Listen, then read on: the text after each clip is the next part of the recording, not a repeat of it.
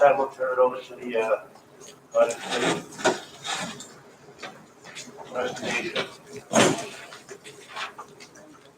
Thank you, Mr. Ryan. Ms. Sanders, are you ready to begin?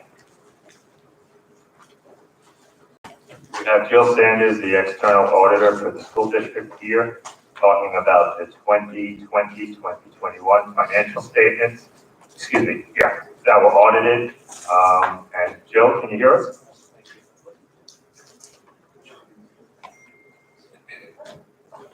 Yes, I can. Okay, thank you. Okay, I just introduced you to discuss the audit of the 2020-2021 financial statements. And if you can begin, please proceed. Okay, great. Thank you so much for inviting me to this evening's meeting. And I am here to report the fiscal year 2021 results. We just recently completed our audit and issued our financial statements on November 3rd of 2021. I wanted to thank Mr. DeVito and his staff for the cooperation that they gave to us in letting us have access to all the records on a timely basis. This year's audit was a little bit challenging from the standpoint as far as the financial reporting because of changes in the implementation of certain standards known as GASB 84. And the GASB 84 standards apply to all local governments. This was the first year that school districts had to implement this standard. And the standard has to do with reporting certain activities that were previously reported as fiduciary activities in the financial statements. And those activities were the extra classroom activity funds, the scholarship funds, and the agency funds. And so you might recall, if you have the fiscal year 2020 financial statement in front of you, you did have in the fiduciary funds those three separate distinct reporting activities. This year's financial statement looks a little bit different. On the balance sheet and the statement of revenues, expenditures, and changes in fund balance, you will see two new funds. You will see a scholarship fund and you will see an extra classroom activity fund. And the agency transactions that were once on a fiduciary fund basis as a separate statement are now included within the general fund. And so with this comes a restatement of opening balances. And when you get a chance to read through the financial statement, there's some information in management's discussion and analysis. And within the footnote disclosures, there's a reconciliation of the activity for implementation of GASB 84. Overall, there was not a significant financial impact. The impact was about $213,000. And basically what it means then is within your governmental funds, which is your general fund, your special aid fund, your food service fund, your capital project fund, you now have the activities of these other standalone funds that will be a separate discrete reporting fund. The report that we rendered is an unmodified report. You might have noticed that the report looks a little bit different. It's an unmodified report with respect to all of the funds except for the extra classroom activity fund. And so the opinion is different. We're required to report on each of the individual funds to the extent that we might have a qualification. And just as a reminder to the Board of Education and the community, the qualification is the same qualification that we've had in the standalone financial statement. Doesn't mean that there's something wrong with the internal controls as far as what we audit from the central treasurer on up. What it means is that with respect to the cash receipts, there is not necessarily documentation for each particular cash transaction that's collected by the student treasurer in conjunction with the faculty advisor. And so the difficulty here is that GASB asks us to report, and FASB, which is the other governing body that we follow, they ask us to report at the inception of the transaction on a basic financial statement. With the inclusion of the extra classroom activity fund under implementation of GASB 84, we now have to be able to say that we're able to audit at the inception of the transaction, and we're not able to do that with respect to the extra classroom activity funds. We do test, and just so that we're clear on that, we do test on a sample basis the controls over the receipts and the disbursements. Add a couple of comments in the management letter, but with respect to the totality of what we were looking to see as far as the receipts, we were able to, on audit, account for all of what we were expecting to see. So this is just an issue as far as whether or not there's going to be the ability for each transaction that's collected to be supported by an individual cash receipt at the club or activity level. There are some additional changes on the financial statement, and the changes have to do with certain new revenue streams that the district received. And so we know that under the CARES Act, there are 3 levels of funding that the school district will be the recipient of. The first level is already represented in this financial statement. It's ESSER and gear funding. The district received about $450,000 of funding under the CARES Act, and this is reported in the general fund. So this is one of the reasons why when you look at revenue, the revenue side of the budget, we have some additional revenues over and above what had been anticipated by the district, because the district did not have knowledge as to what the allocation of that federal funding would be. In the special aid fund, there are expenditures that total around $1,370,000. And this is the first time that your special aid fund will show a deficit, because even though the allocation had been approved by the state for the school district, the award did not take place until the summer. So the spending is appropriate according to the guidance under the CARES Act for CRISA, which is the second level of funding available for the school district. It's just from a standpoint as far as revenue recognition, we cannot recognize that revenue until such time as the award had been granted by the state. So the allocation had been approved, but the award had not been granted. And so there's a temporary deficit in the special aid fund. It doesn't mean that you spent something that you're not going to receive. It's just the timing of the approval was not by June 30th, 2021. It was during the summer of 2021. So that's a little bit different. With respect to some of the other areas in the financial statement, this was a difficult year for this district and other districts with respect to COVID-19. Everyone did their best to put their budget together, understanding that there may have been some additional services that needed to be able to be furnished for educational purposes. And the district did, through budget revisions, appropriate some additional money in order to take care of those expenditures. You did finish in a positive way, and that you did not spend the whole budget, as most school districts did. Everyone was very cautious about what they did. And so that did give you the opportunity, because you do have a capital reserve, to fund the capital reserve, which is a good thing, because you do have some additional work to do throughout the school district. And it did give you the chance to put some additional money in the teachers' retirement system reserve. And that's important because, as we know, general municipal law and education law gives school districts the authority to fund reserves for expenditures that will take place. And we know when we look at the financial statements that the two pension systems, both the local retirement system and the teachers' retirement system, are showing through their actuarial reports that the systems are underfunded with respect to benefits that will need to be paid out. And there are schedules within the financial statement that show you on a historical basis what those numbers look like. This is the first year the teachers' retirement system has had an underfunding position. And so the good thing about the reserve that you have that reserve and the employees' retirement system reserve, is that you can access those to support the expenditures rather than tax for those. That's the benefit of being able to have the reserves. With respect to some other financial transactions that were different this year, the district did take advantage of refunding an existing bond. You were able to secure, because of your good financial condition, a fairly high rating, which resulted in a low amount of interest. And the refinancing resulted in $16 million of bonds being issued to cover the existing bonds that are being paid off through the escrow agent. And the savings to the school district, as reported by bond counsel, is $1,421,000. So that's a good savings that the district will realize.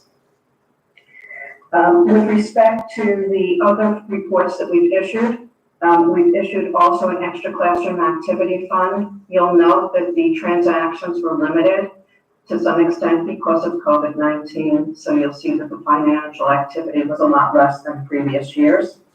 We issued a communication to the Board of Governance under AAC 260.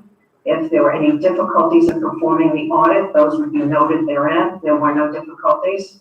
If there was non-adherence to any of the standards, that we needed to follow, or any of the accounting principles under generally accepted accounting principles in the United States of America. Those would be referenced in that letter, and there were none to note.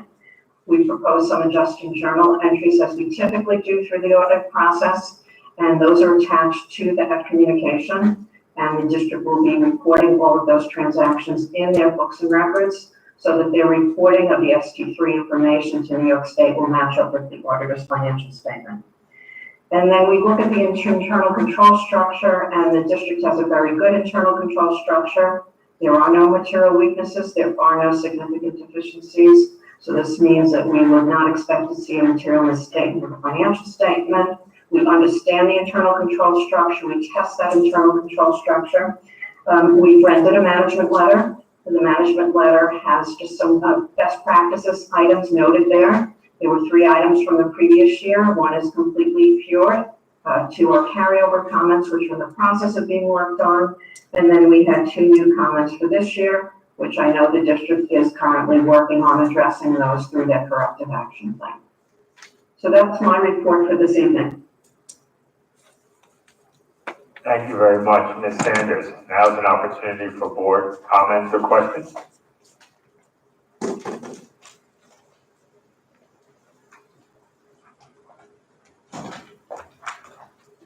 Mr. DeVito, I just have a very quick question. First of all, thank you so much for such a thorough report. We appreciate all of your efforts. It's quite a bit of information, so thank you. I just have I have a question concerning the extra classroom. You explained a little bit why it was qualified. Do you think that we're following the right steps in order to make our extra classroom fund a modified fund? Are we following the proper set of protocols that we need? Can you repeat the question? I'm sorry. I have a little bit of audio issue here. If you wouldn't mind repeating the question for me. So my question was about the extra classroom fund. It was definitely, it was a qualified fund, not a modified fund. And Mr. DeVito, the steps, are the steps being taken so that we can follow the proper protocols and make it seamless?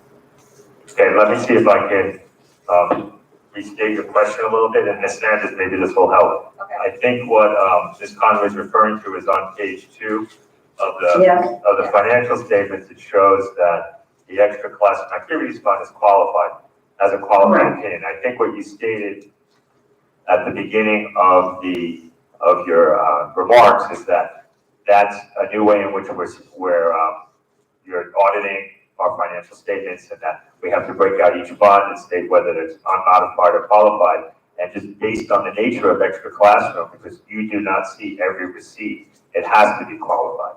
Is that, did I understand that correctly? And I want to distinguish that.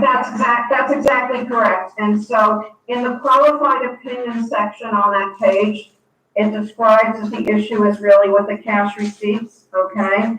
And I'm saying issue because we just don't have access to that information. Right, which And I'm just going to say, which is it would different. have to be, in order to lift the qualification, there would need to be a receipt for every cash collection, which in the school district arena is really virtually impossible. The qualification exists for almost every school district that we've been reporting on. If that's your question, and it has nothing to do with the other opinion units that we're reporting on. And I think that's important, that's just the nature of extra classroom.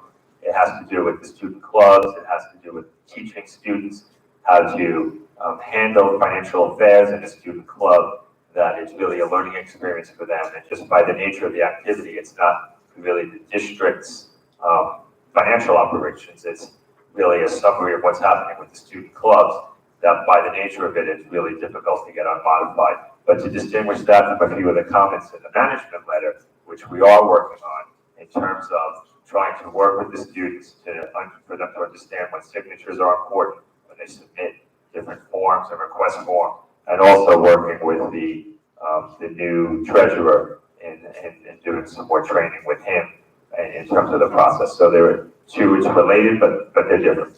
Okay, thank you so much. Anybody else? Okay, I just wanted to thank you, Ms. Sanders. I always feel like I should get 3 credits for sitting through one of your explanations.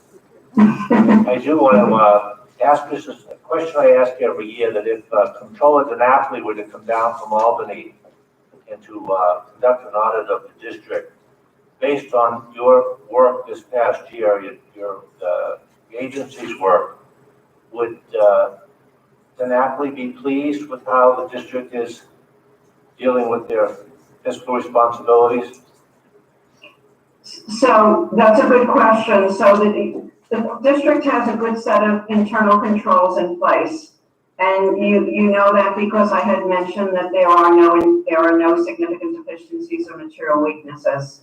The fund balance is really a little bit of a dilemma for school districts this year, because most school districts thought that state aid was going to be cut, and the state aid ended up being pretty close to whole as far as what the executive summary provided for. School districts did generate additional revenue from providing services to other districts that was over and above what might have been generated in any year before if you did a good job. You were sought out to really be the one to deliver services. So I think one of the challenges for Long Beach was the revenue side of your budget was much richer than had been expected. But to answer your question, you do have the Superstorm Sandy issue. Right. And what I mean by an issue is you're still not finished with FEMA and the state reconciling the costs that you've incurred, because there is a tremendous amount of specific items that have to be reviewed by both of those governments, and determining what will still be reimbursable and will not be reimbursable. So I think from a conservative standpoint, I think the controller would be pleased that you have some funding available to be able to take care of those costs in the event that you do not receive full reimbursement. And you can, when you get the opportunity, you can look at the schedule of capital project expenditures on the back part of the financial statement. The one thing to bear in mind when you look at that is you're going to see that there's a shortfall. There's a shortfall on the Superstorm Sandy line for about $6.2 million, but the district is working with the state, and the district is working with the federal government through this reconciliation process.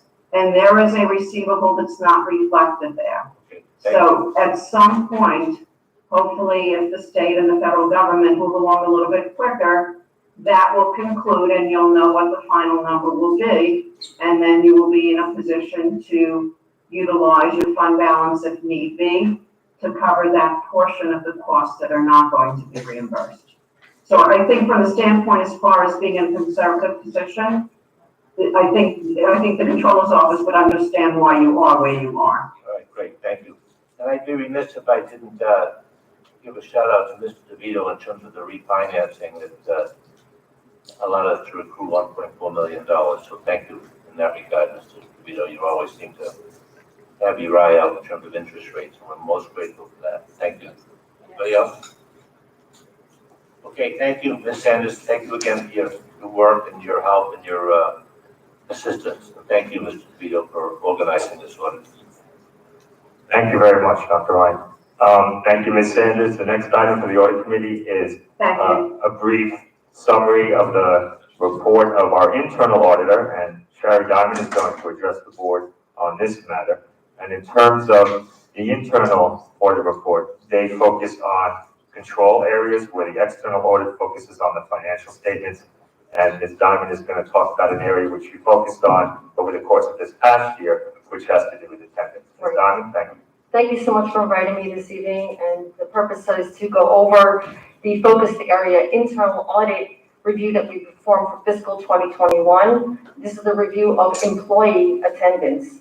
I just want to state that this is our largest test audit area that we perform in any school district. It involves meeting with with staff at buildings, with different departments, and a lot of time spent with HR staff. I know Dr. Natali and her staff, Eileen and Liz, and in the business office too.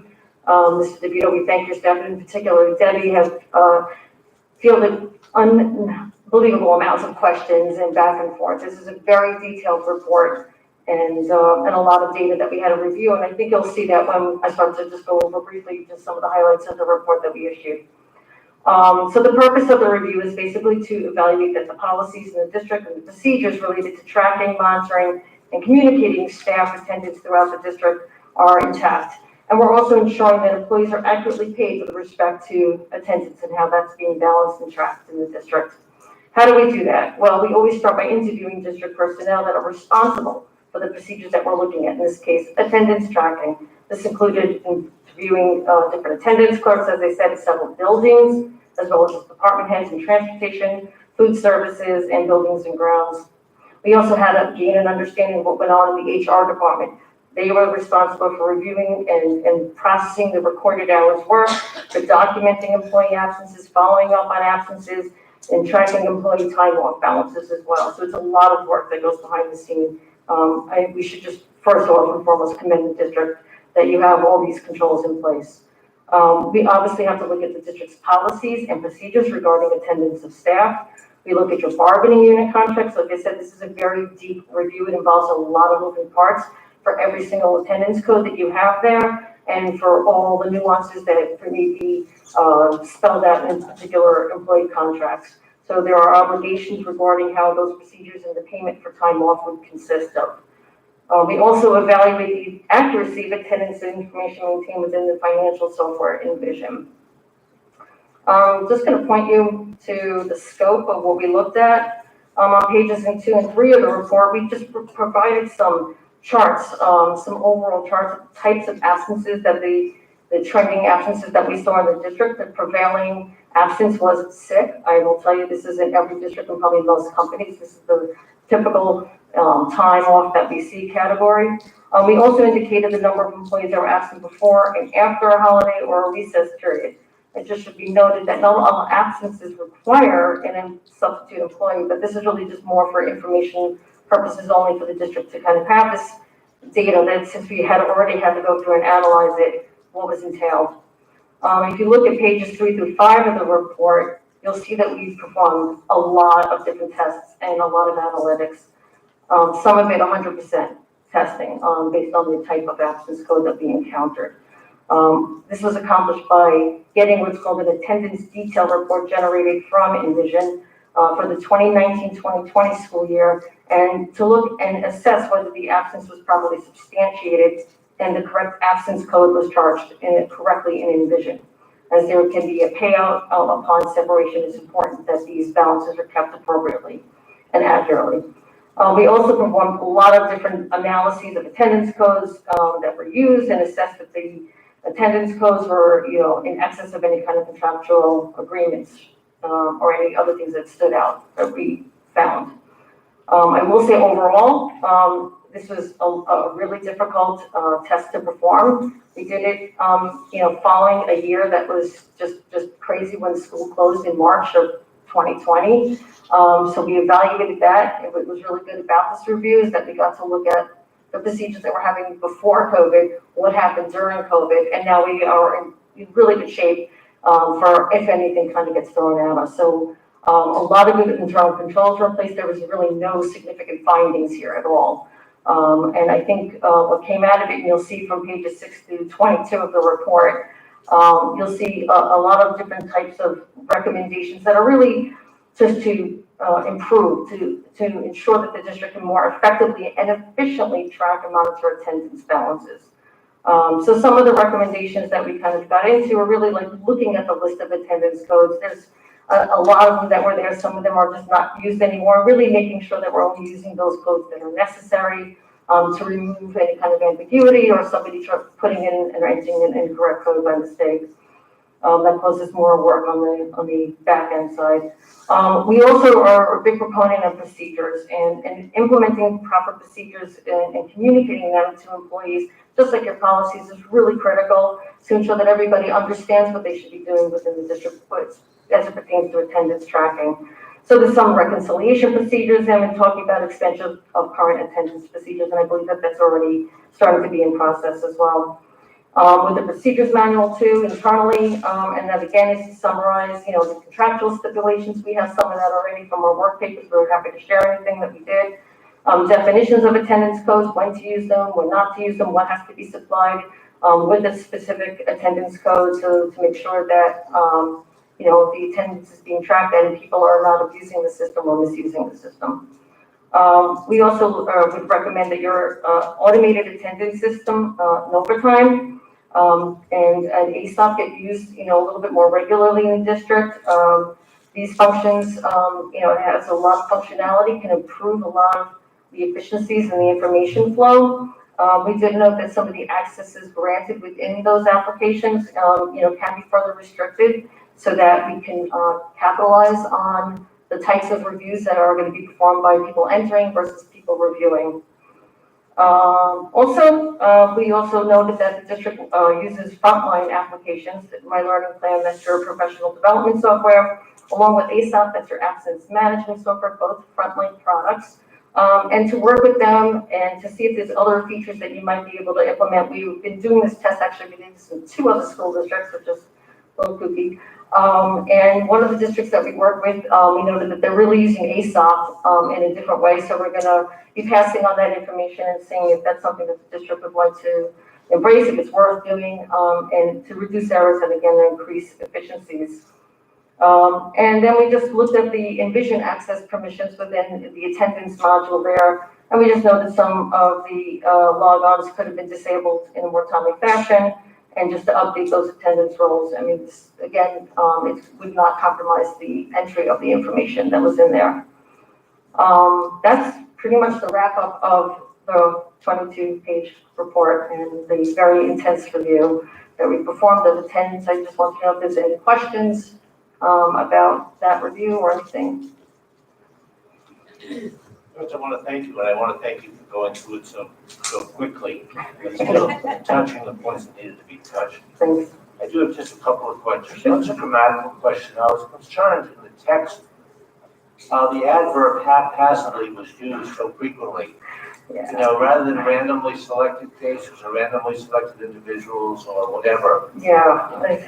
Kept saying we haphazardly tested 50 employees. Right. What's the gist with haphazardly? So there's a small semantic definition when you're talking about sampling, haphazard versus random. Random is just kind of like either a random number generator. That's kind of where we would do it that way. This is more haphazard. This is really kind of looking at it. In some cases, we did a more stratified sample, or we did a more judgmental sample based on the data that we had reviewed, and then we picked certain things that say, we would like to get clarification on that. And then those got into our samples. I mean, there's just so many codes here and just so much, that we had to gain an understanding of and why. And I will tell you that a lot of it went back and forth, with everybody that we worked with, just to ensure that our understanding was correct. And then quite often, there's like, nope, this is what happened. And, where we thought it might have been an issue, it really wasn't. So. Okay, I just have 2 other questions, one comment and a question. The comment, I just wanted to commend your agency because in talking with staff, the report or the feedback was that the report itself, the accumulation of data, there's no time we were ever invasive. That your employees or those people that were doing the audit were quite consistently, part of the district and right. didn't present any unnecessary stress to the employees. So I'm grateful for that because sometimes when outsiders come in, it creates stress and it creates right. a lot of haphazard conditions that we don't want to have. And then my last question is just a question. I don't know, I'm probably dating myself, at least 5 years ago, it could be closer to 10. A local district was cited for paying employees who retired more than they were accountable for in terms of their collective bargaining agreements. So can we rest assured that those who retired in this district last year, yes, in terms of their attendance or how many sick days they had left, that they were duly paid for, weren't paid above me? Right, that's exactly what we would say at this point, because there is really so many great procedures that are in place already. Right. There's a really great commitment, and as much as we may have not been invasive to the district, I mean, we really received excellent cooperation back, and that really helps to make our audit move along strongly and smoothly. Right. We're not impaired in any way, we're not, pushed off. We have a secure portal, so everything's really being addressed and answered in a pretty timely fashion. And this is one of those reviews that, as you keep going and learning and doing more and unraveling the data more, you learn more about it. So there's a lot of back and forth here. Like I said, this is one of our largest invasive. It really is an invasive test. And it also puts us at the buildings, so we get an opportunity to listen to other people in the district. We're not just staying in the business office role, and here this puts us in the HR. So And it's certainly not a mom and pop operation because you cite the number of employees on Right. the first page in terms of those records had to be reviewed. So Right. it's a substantial number of records and data. it is a lot, and it's something actually, because we did this review at other districts and we just this past year too, which was a good time to do it, because when there's a stress in the system like COVID, you want to make sure your internal controls are still intact. Yes. And then if you have to modify them, you're not breaking the control. Okay, and I just want to step aside and also publicly thank Dr. Natali and her office, Human Resources, and Mr. DeVito in his office in terms of that. Yeah. I also want to give a shout out to the ladies. When I came in, I said, gee, what are they doing here? But I want to thank the staff and the respective offices for coming out to be your help in terms of getting us to where we are in terms of this. Your efforts and your work habits are recognized and certainly appreciated. So thank you for coming out. And thank you again for your My pleasure. comprehensive and quick summary of Tried. the report. Thank you. Great. Well, have a great Anybody rest of your evening. Anybody else? I just actually have one question. You intimated that ASOP was being used, I believe you said, by some other districts. Oh, And that you were going to make some recommendations. Mhm. So, not briefly, and obviously without sharing any district secrets from other school districts, I'm just curious what that would entail. So ASOP could be used as like the Bible in a way, even though we kind of like envision has to ultimately be the Bible, because that's where your payments are coming out of. But there's some other features like in ASOP where it can link better to my learning plan. So like if someone's going on a conference, you can make sure that you get notified. There's also opportunities, I'm trying to think of something else that they did. Yeah, there's other notifications that would have to be turned on and other features. I do believe it's a cost though, when we tried to find out from this other district. They are a Nassau County district and they also use Nassau BOCES. So, you have to weigh cost versus what you have. I also want to say that because you have a dedicated attendance person here, that is why we don't have problems with the controls over numbers. Like that would result in some kind of an error in the separation payment. We don't see this in a larger district than this one. And we're recommending them, we like to save money, that's usually but we're actually asking them to add a staff person. Thank you. Sure. Anybody else? Thank you. Okay, thank you very much. Great. Thank you for coming out. Sure, thank you, have a great rest of your evening, good holidays, thanks. Okay, before we go into the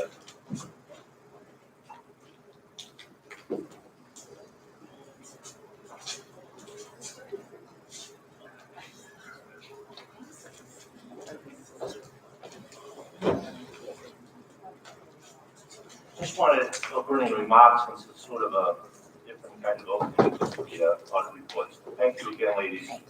Thank you. I just wanted to commend the high school last night for the National Honor Society induction. We had 116 students last night and parents at the high school auditorium. These students were inducted into the National Honor Society, and it was a wonderful ceremony. Kids seemed to be happy, parents seemed to be happy in celebrating their students' achievements. So I wanted to thank the high school, Ms. O'Shea, and high school administration for coordinating that and presenting that assembly last night. It was certainly a return to normalcy, and I certainly appreciate it. And I think I'm speaking for the other board members who were there. It was a wonderful event.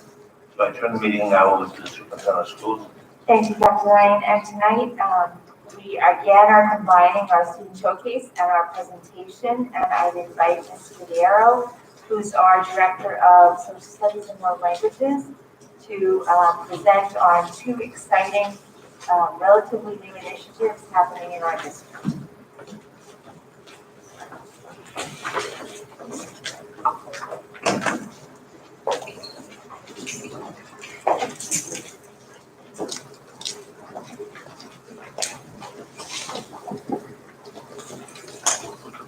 Okay. Hi, everyone. Good evening. really excited to present tonight two initiatives that we have in our district, the Seal of Biliteracy and the Seal of Civic Readiness. The Seal of Biliteracy we've had for 3 years now, and the Seal of Civic Readiness, we are fortunate enough to be chosen as one of these schools to pilot this initiative. So the Seal of Civic Readiness, the Seal of Biliteracy was started in 2008 in California and has since grown to 39 states in the United States, including New York. New York adopted the Seal of Biliteracy in 2012 and had its first recipients in the 2015-2016 school year. We started the Seal of Biliteracy in 2019, and here you can see some of our recipients at the celebratory breakfast that we had for them.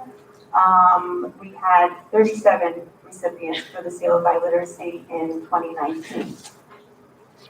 So the Seal of Biliteracy is an initiative that was started to promote the study of world languages and to encourage students to be proficient in more than one language, so English and a world language.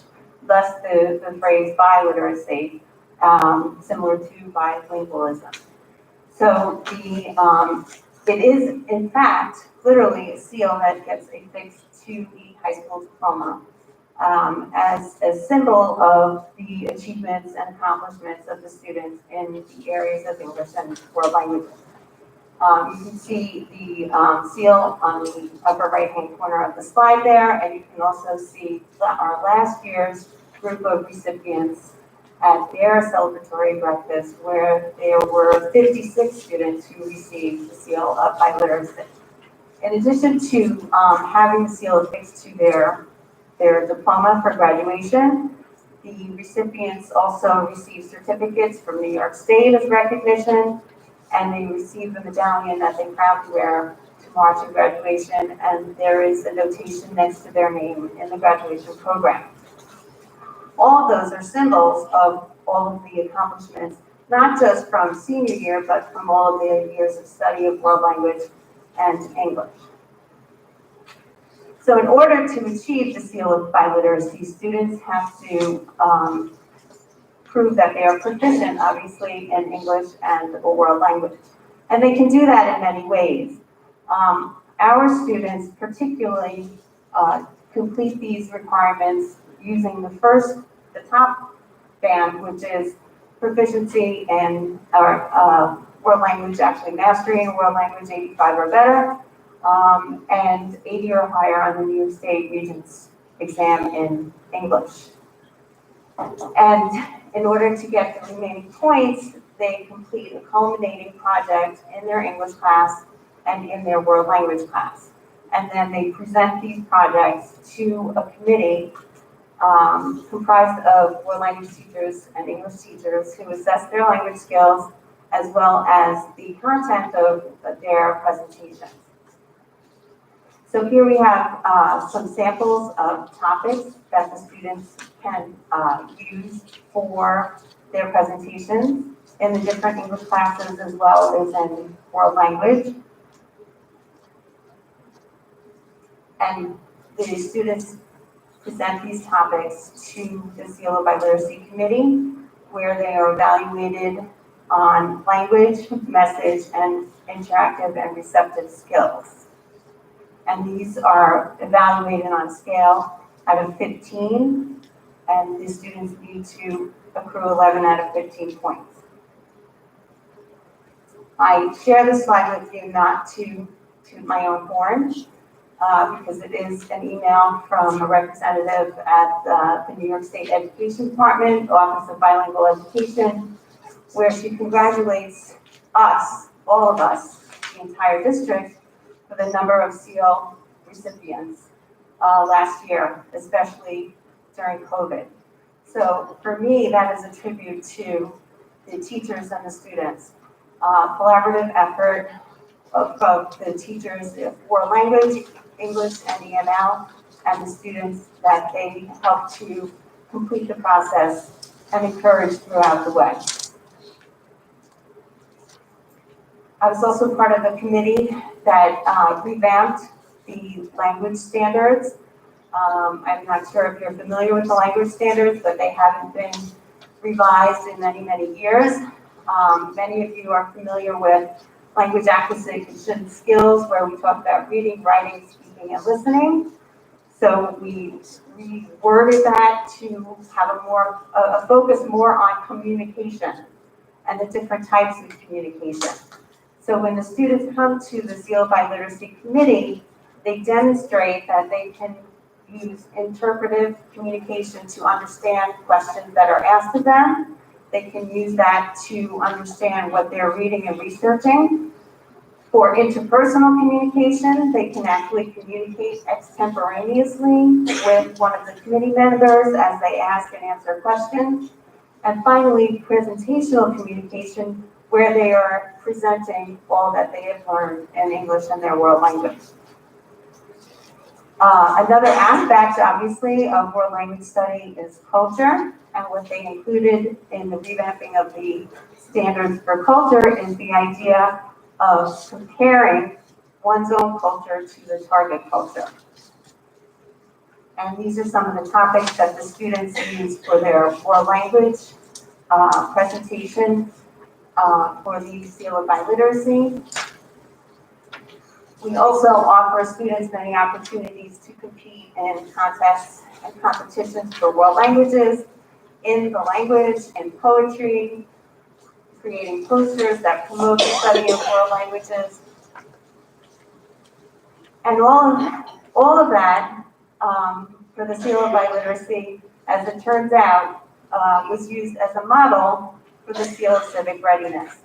So the idea of these project-based and performance-based assessments that are used to reward our students and to recognize excellence in world languages can now be applied to excellence in the study of civics and what it means to be civic-minded and civic-ready. Oh, let me just go back for 1 second. So when we talk about being civic-minded and civic-ready, we're talking about K through 12. So here we have examples of how our students are already doing these things. And the reason why we were chosen as a pilot school for the Seal of Civic Readiness is because we offer a vast array of courses and experiences for our students already. So we emphasized that this was not something that they had to do in addition to what they're already doing. Later you will hear from students who will talk to you about their experiences at the high school with civic experiences. And then you can see also in the middle, there's a picture of the middle school, the Guinness Book of World Records and how they donated the cereal boxes. And then you have an example of elementary school fundraising. So all of those, the civic knowledge, civic mindset, skills, actions, experiences, those are all under the heading of civic readiness domains. So civic knowledge would be the coursework, civic skills and actions would be an application of what they learn in those courses. Civic mindsets would be how students value concepts such as empathy and respect for others. And finally, the civic experiences, which is what we're going to talk about in a few minutes, regarding civic participation, service learning, civic engagement. As you can see there, concept for the requirements for civic readiness, again, modeled after the Seal of Biliteracy. The chart looks very similar. On the left side, you have civic knowledge, and on the right side, you have civic participation. So civic knowledge, again, would include the coursework. All of our students for this year, all of our seniors, and we're targeting seniors, but be mindful that this is K through 12 instruction for civics. All of our seniors would receive 1 point by virtue of being in 4 years of social studies classes. They will also receive the proficiency level on global history and U.S. Regents exams. They get 1 point for each of those because they were exempt from those exams due to COVID. So all of our students are starting off with 3 points in civic knowledge. And they would then have to get the remaining 3 points in many ways. So most of our students will complete the civic participation points through participation in clubs, honor societies, organizations, service learning projects, civic projects, civic engagement. So for example, the first one up on top, the Culminating High School Civic Project, all of our students in ECHO and Gov classes complete that project, and they would get the 1.5 points for that. For service learning and for extracurricular participation, those include a written piece to it where they would reflect upon those civic learning activities or the civic engagement activities, volunteering, etc. They reflect upon those and they write about those and they demonstrate how they are incorporating all of the other civic domains in their service learning. So most of our students are able to complete the civic participation piece in a number of ways. But in order to address the issue of equity, and this is huge, the state has added the idea of employment. Now, most service learning projects include no payment. But what about the students who have to work? What about the students who cannot participate in extracurricular activities because they need to have a job? Those students are not excluded from being part of the Seal of Civic Readiness. So they can work, babysit, whatever it may be, and reflect upon that and write an application of knowledge essay on that, and that would suffice for the Seal of Civic Readiness. Anywhere there's an asterisk means that the students can do these, complete these service activities or civic engagement activities a number of times. Finally, the Capstone Project. So we have a middle year Capstone Project that's called the NYP Service Project. We had middle schoolers come into this auditorium last month and we presented the NYP Service Project to them. If, for example, a student could not complete any of those, no service, no job, no internships, they could complete at the high school level a Civics Capstone Project. And that would cover 4 points for them for the Seal of Civic Readiness. So when we presented to the 8th graders, they came into the auditorium, and this year we made a concerted effort to link the social studies classes with the idea of service learning. And we showed them places in the community that provide services for people and help them to think of ways in which they can come up with a service learning project where they can give back to the community, where they can make a difference, where they can make a positive change. So all of our 8th graders participate in the middle school project. And here you have a group of students who are presenting their project to a panel, a committee, and they are identifying an issue, they meet with an advisor. All of these projects have adults involved, caring adults in the building who are there to support and encourage our students. They meet with their advisor, they apply the civic domains, they write about it, they reflect about it in a journal, and they present all of their research and their actual project to a committee. So we were chosen to pilot because we have over 40 clubs and honor societies and other organizations at the high school where students can complete their civic participation in many different ways. Food drive, toy drive, clothing drive, volunteering, tutoring, not just in English, but in a world language as well, through the World Language Honor Society. All of these things are wonderful, and all of these things count, and all of these things are important. So, for us to pilot the program, to pilot the Seal of Civic Readiness, we have to come up with a committee of educators. We had to promote the seal, so we went to all the senior year classes and talked to the students about what the seal of civic readiness entails. Here you can see Mr. Adams and his Echo Gov class with one of our former students. One of his former students, a graduate, she graduated in 2020. She was part of Aspira. She received the seal of biliteracy. She interned with the Latino Civic Association, and now she works at the Latino Civic Association while she's going to school. So for me, she is the perfect example of both of these things. She came and we rolled out the seal of civic readiness on National Voter Registration Day. So she registered some of our students to vote. We'll do this again in March with the League of Women Voters. They come in every March to register our students as well. So the next step is for students to apply, and they've already applied. We had a Google form that went out into the Google classrooms of the senior year social studies teachers, and we have 98 seniors who have applied for the seal of civic readiness.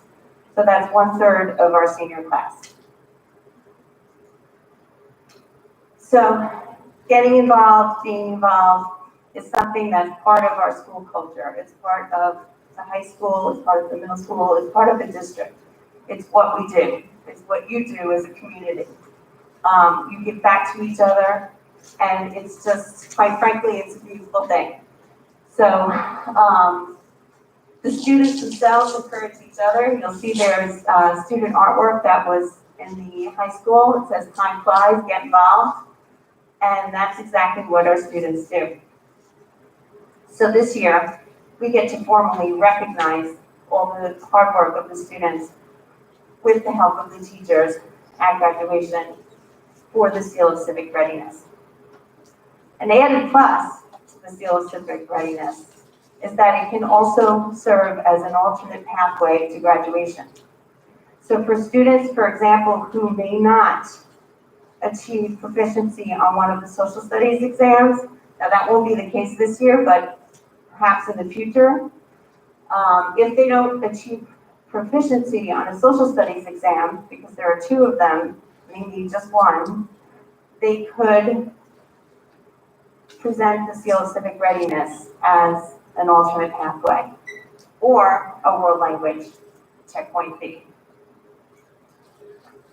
So these are some of the social studies practices that are part of the social studies curriculum for New York State. And if you notice on the bottom, civic participation is there. It has always been there, and it will continue to be there, as well as part of the standards for social studies. For New York State, if you look on the bottom, civics, citizenship, and government. We are extremely proud to have established and maintained partnerships with many organizations within the community, including the League of Women Voters, the VFW, American Legion. We have students that participate and speak at functions outside of school. We have speakers that come to our schools to talk about local and global issues. We have students that participate every year in Students Inside Albany, whether live and going actually to Albany or virtually.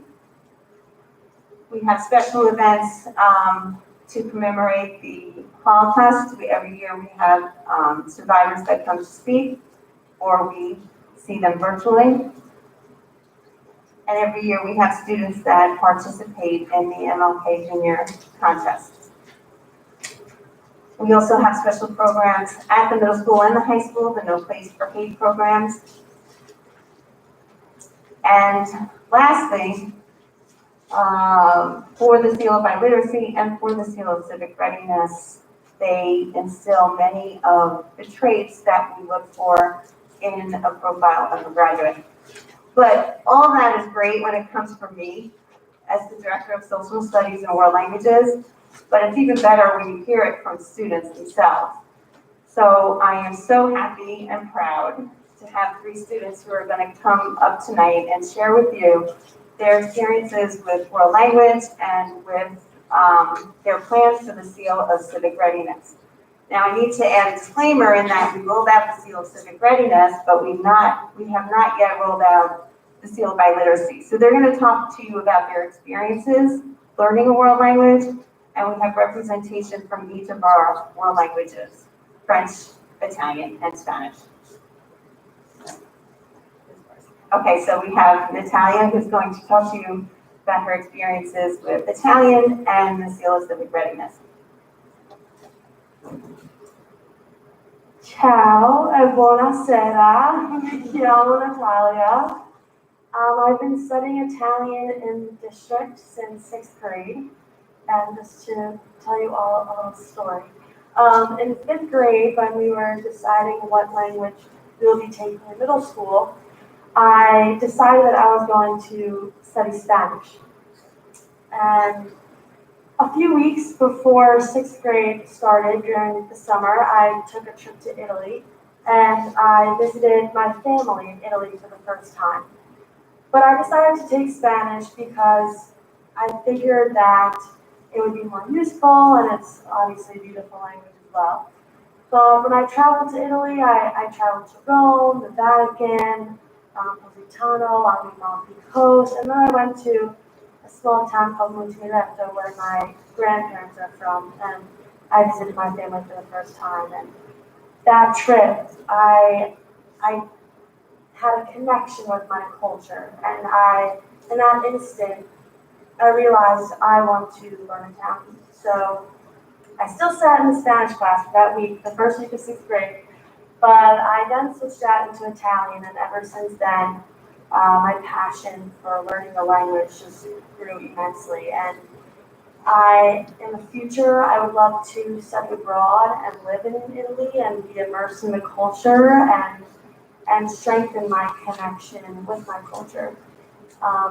I am fortunate enough to be exposed to diversity at home. My mom is Italian and my grandparents are from Italy, and my father migrated here from Iran during the revolution. So I'm lucky enough to be exposed to different cultures. However, school and learning languages and school offering these languages is so important, just so students at a young age can develop an open mind and can learn these languages and take these languages with them into the workforce and into their lives.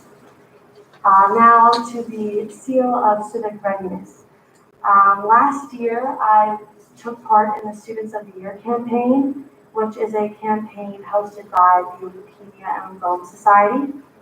It is a campaign in which there is a 7-week period, and in that 7-week period, teams all across Long Island are competing to see which team can raise the most money for LLS.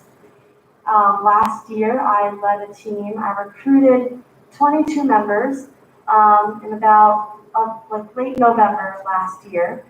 And in the weeks prior to the 7-week period, we planned fundraisers. There was extensive networking in terms of gathering contacts, family, friends, even parents were involved, and a lot of team members used the clients that their parents work with. So there was all this preparation for the 7-week period. And once the 7-week period rolled around, all these 22 students were emailing and contacting their family, friends, like I said, the clients of their parents. We were getting in contact with local restaurants and stores, collecting raffles and donations. And at the end of the 7-week period, although we didn't necessarily win the competition against the 25 other teams. However, we did raise approximately $30,000. So as a team of 22 high school students, I think that is pretty remarkable, if you ask me. But going deeper into that, we all acknowledge community service, but it's when you're doing it and you're taking action, when you truly feel that gratification and that altruism. And I think sometimes students can be carried away with getting that community service for that National Honor Society hour or getting that community service for that IB CAS experience. But deep down, students need to do community service for the enjoyment of helping others and just knowing that you're having an impact and you're helping so many lives. And I think with the seal of civic readiness, this will encourage students to be altruistic and to express their altruism through community service. So, and we will be doing this fundraiser again this year, so if you're interested, please let me know. Adults are more than welcome to join. During the 7-week period, it is very easy. All you have your own link and your own fundraising page, and you just share the link with whomever you know and raise money with us. So thank you so much and have a good night.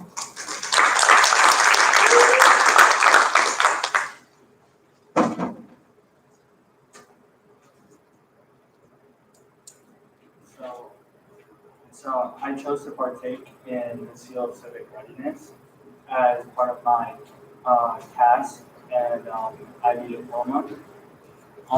My favorite part about like the Seal of Civic Readiness is how it like, prepares you for like your next stages in life and how it prepares you for the world. I chose to partake in multiple CAS events, which helped me prepare for like experiences including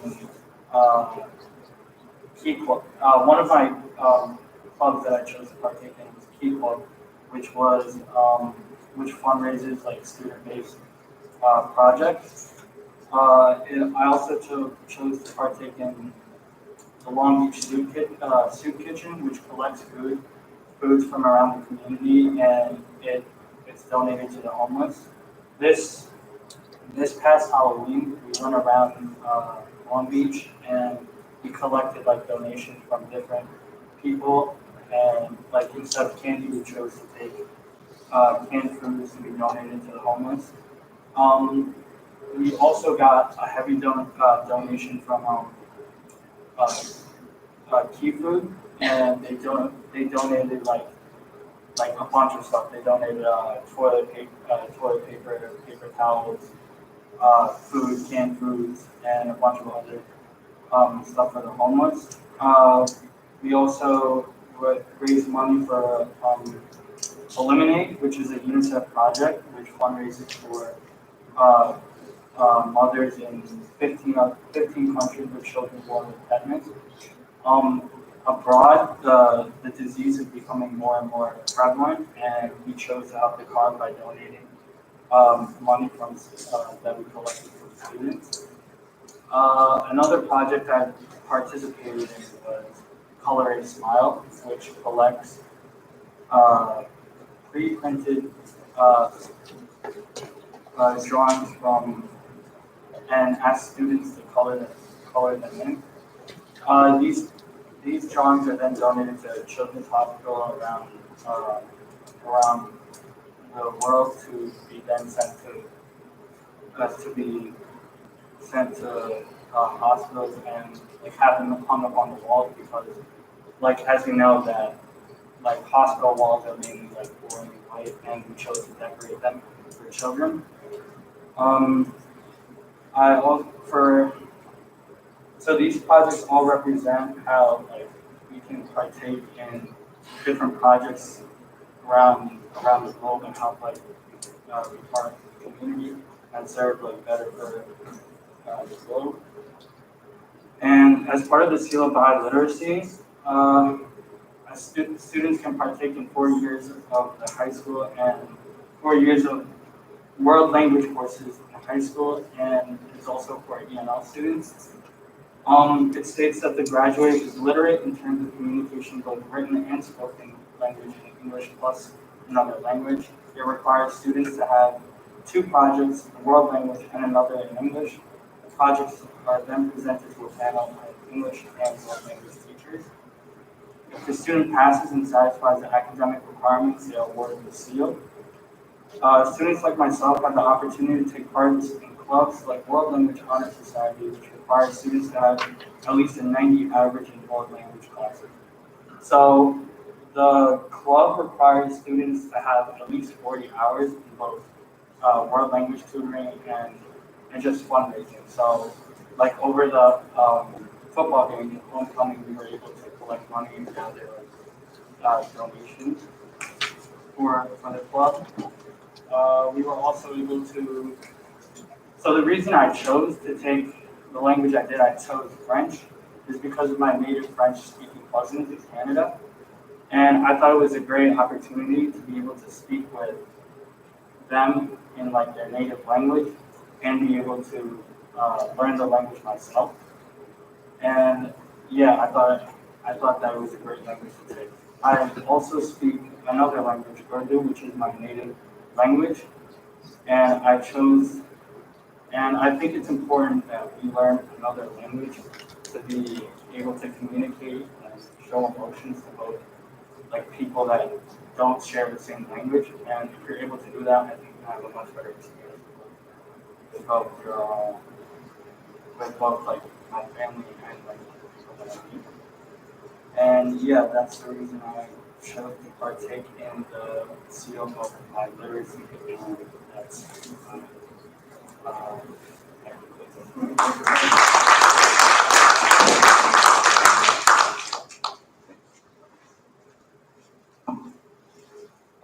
Hi, good evening.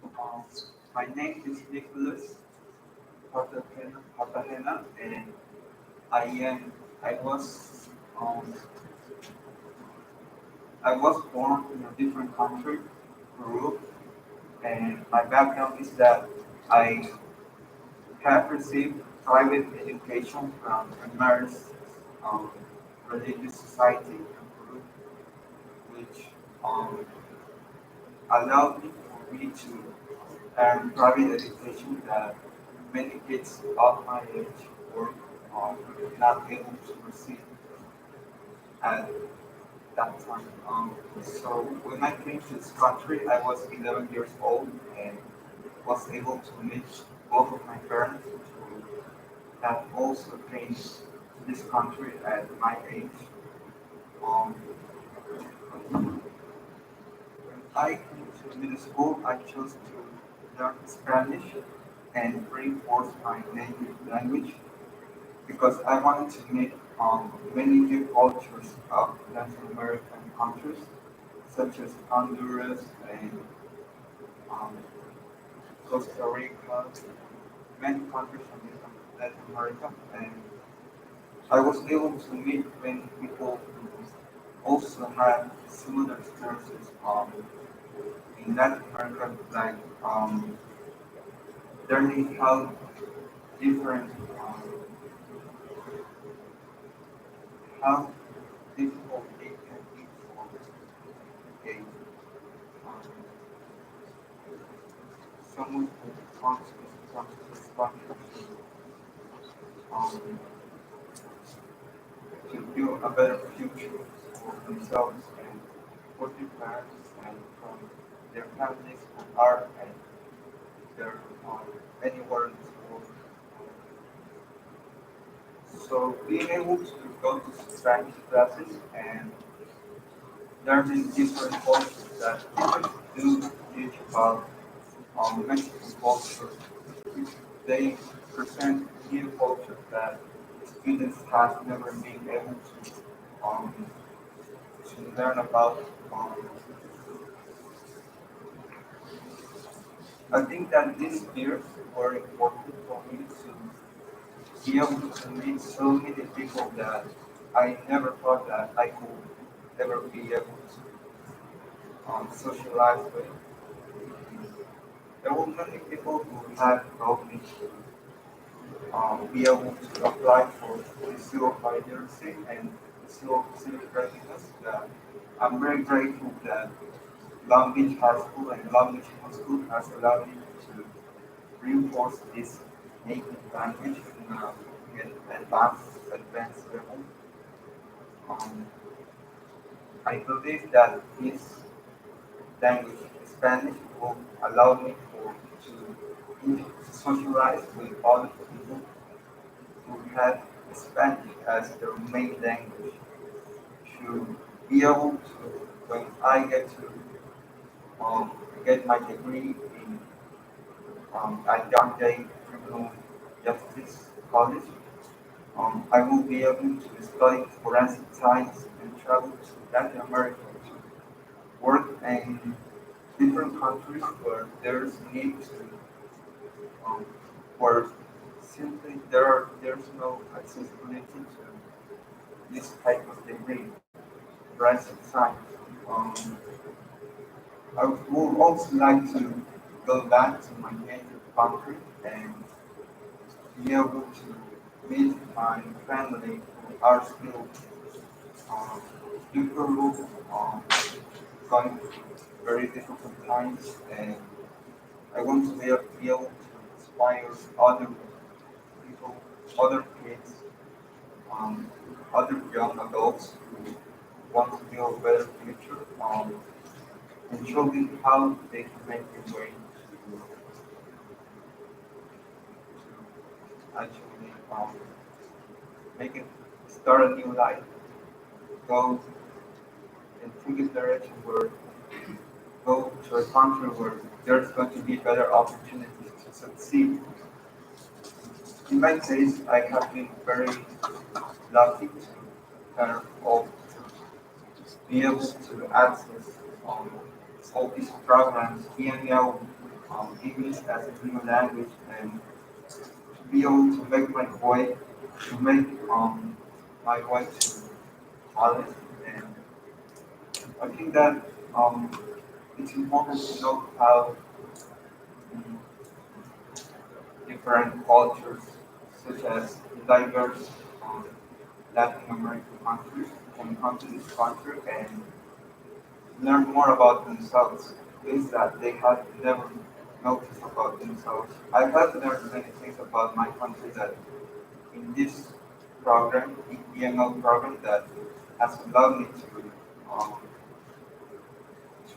have more knowledge on the Latin American cultures, and I hope it will help me to live a comfortable life in any country, any going to tourism in Latin America will be something that I will plan ahead in the future, and I hope that I can make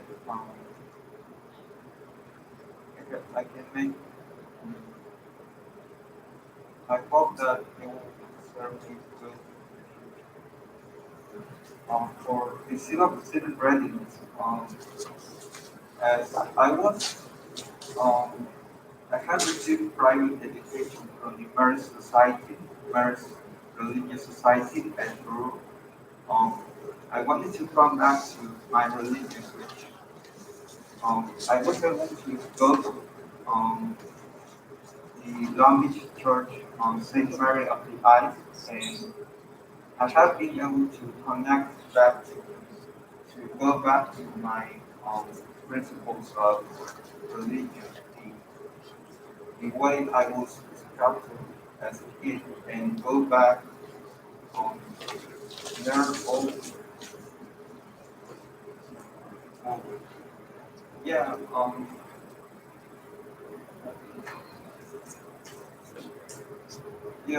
be able to go back to the principles of the Ten Commandments that are very important to me as of today, and going every Sunday to the church um, encouraged me to serve as an altar boy um, over the course of middle school and high school. And then um, I was given the chance to organize a youth group in the Church of St. Mary of the Isles that has also allowed me to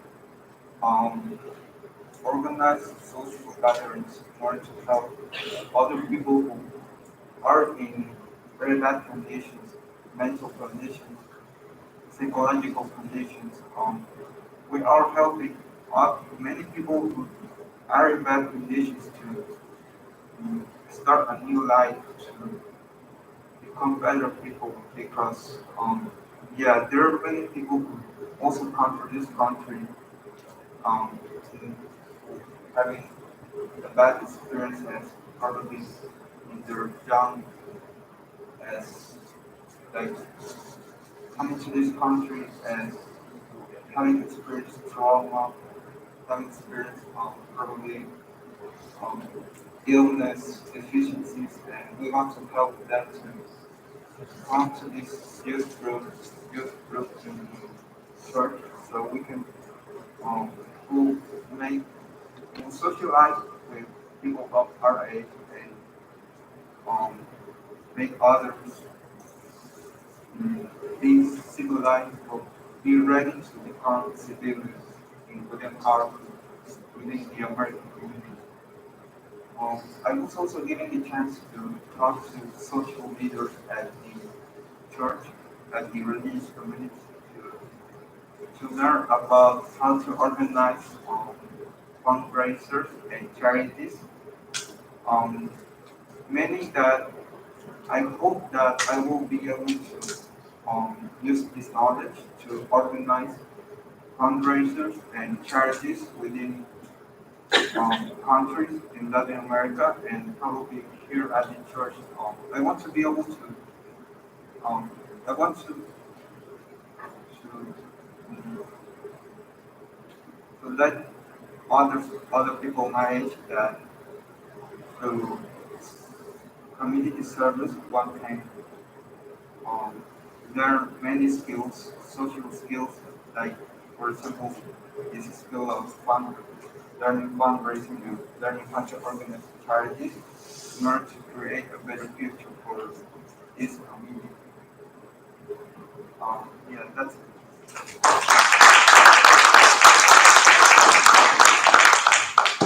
Thank you all. Thank you so much.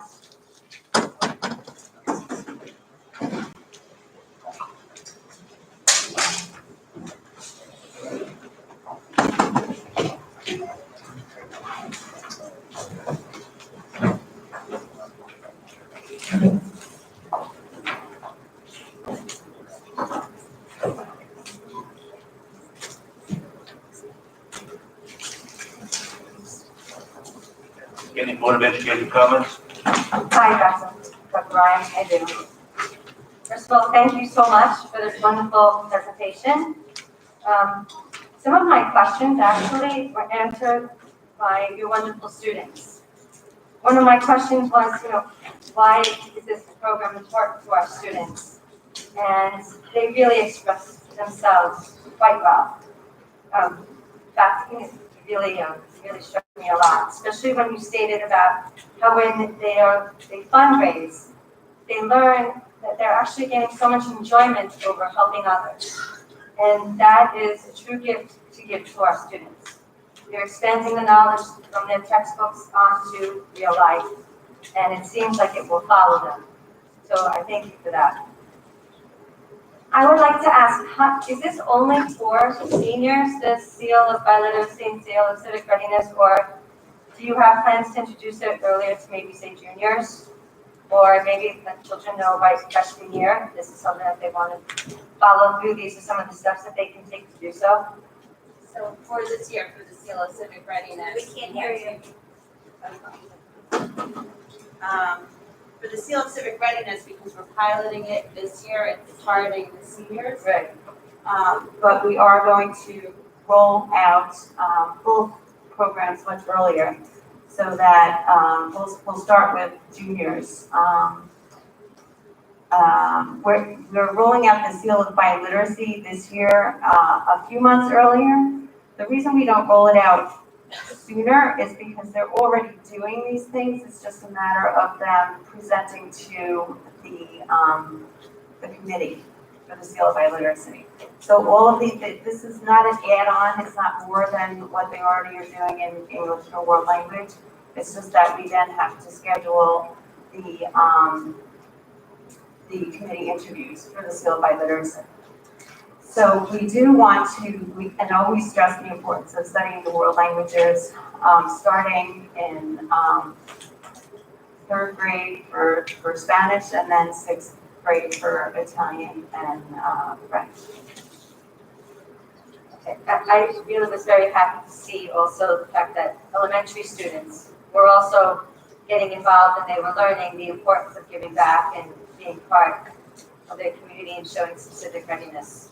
So I think that is also very important that you're laying that foundation when they're younger so it'll follow them through. So thank you. Really, it just seems like such a wonderful program, and I was happy to hear that you said that we had so many programs in place already that it really wasn't that much of an adjustment to add the civic readiness seal.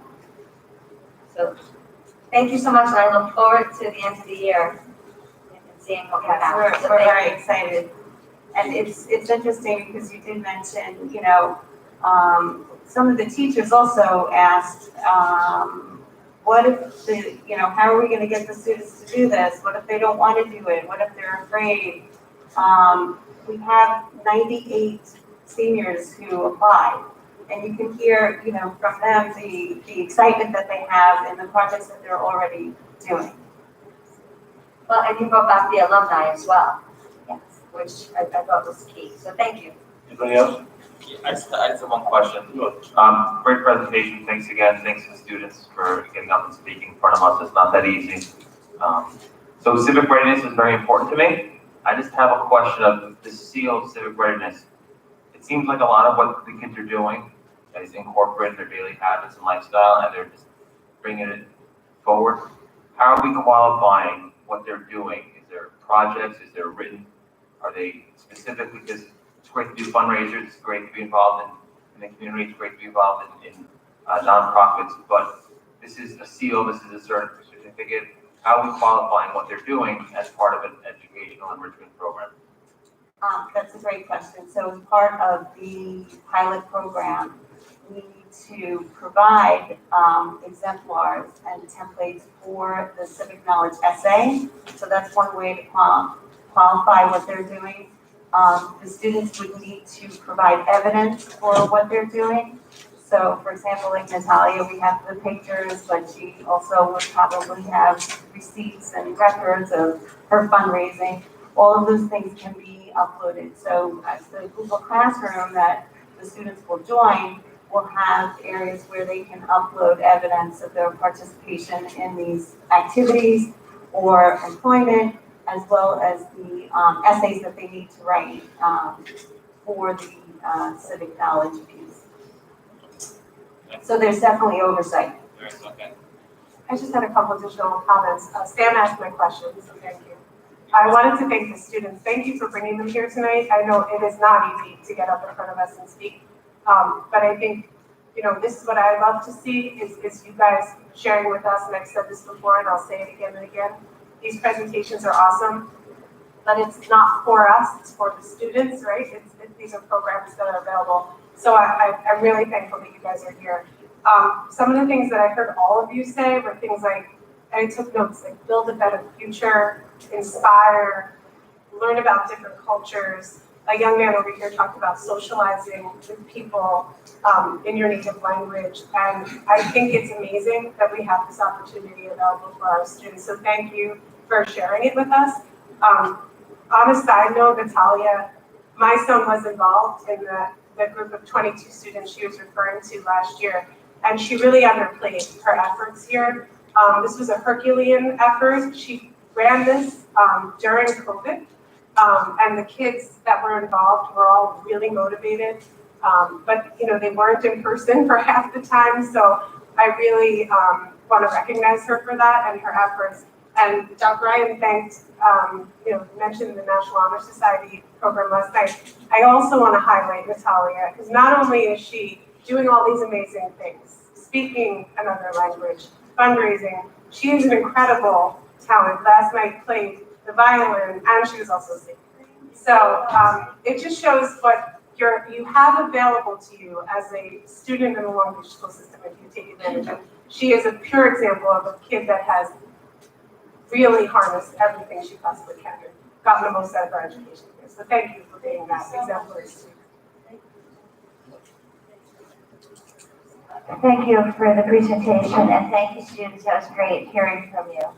I just had a couple of quick questions. I had attended back in the spring a workshop on the seal of civic readiness, and so I was thrilled to see that we had been chosen as a pilot. So thank you for your efforts in looking at this before it was even, because last year would have been doing the groundwork for it.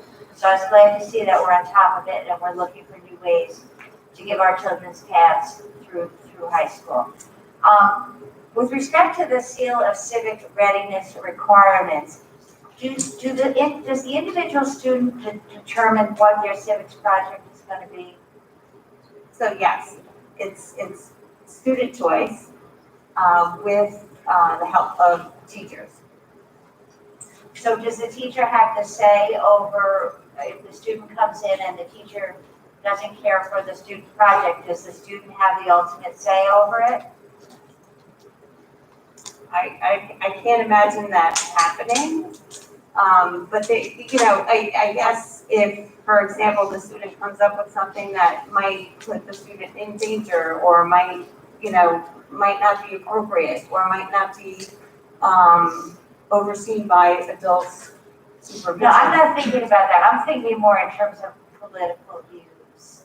If a student comes in and they have political views that are not necessarily mainstream, with that, and they want to do something with that, with whatever their political As views long are. as it's not harming someone else, no. So, that's the whole point of the seal of civic readiness, is to teach the students and the community how to navigate political issues.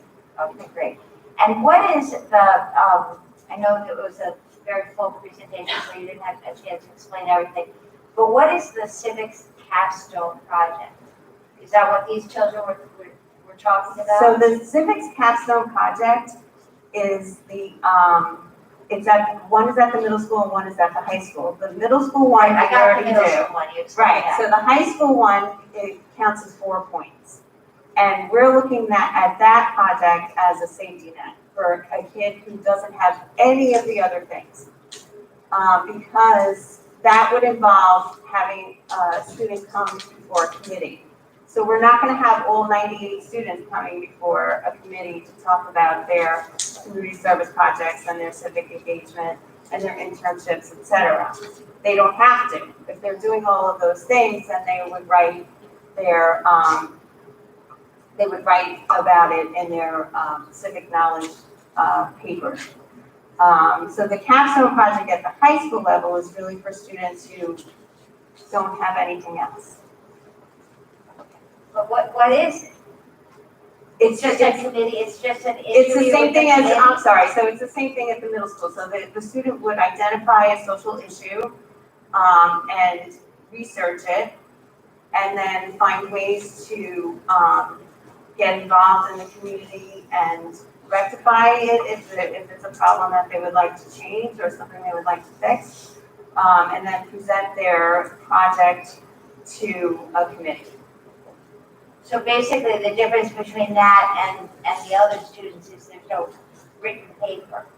You go in front Well, they of the still, committee. yeah, there is a written paper. They would have to do a research paper on the issue.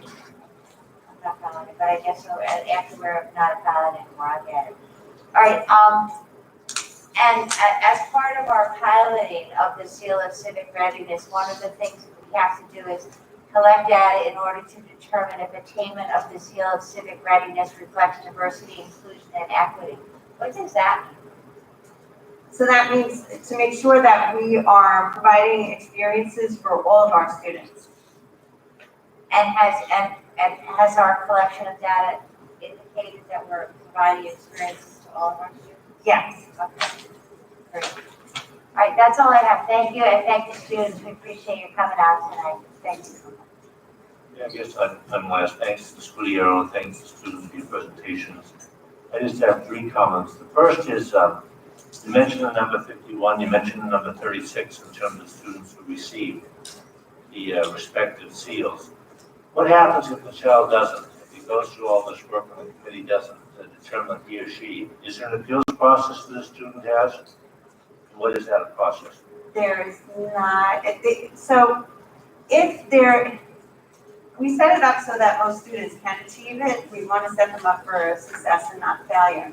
If there is an issue, the student can repeat or can come before the committee again and do their presentation again. So the 51, was that a 51 who applied? Was there 100% acceptance rate? No. No.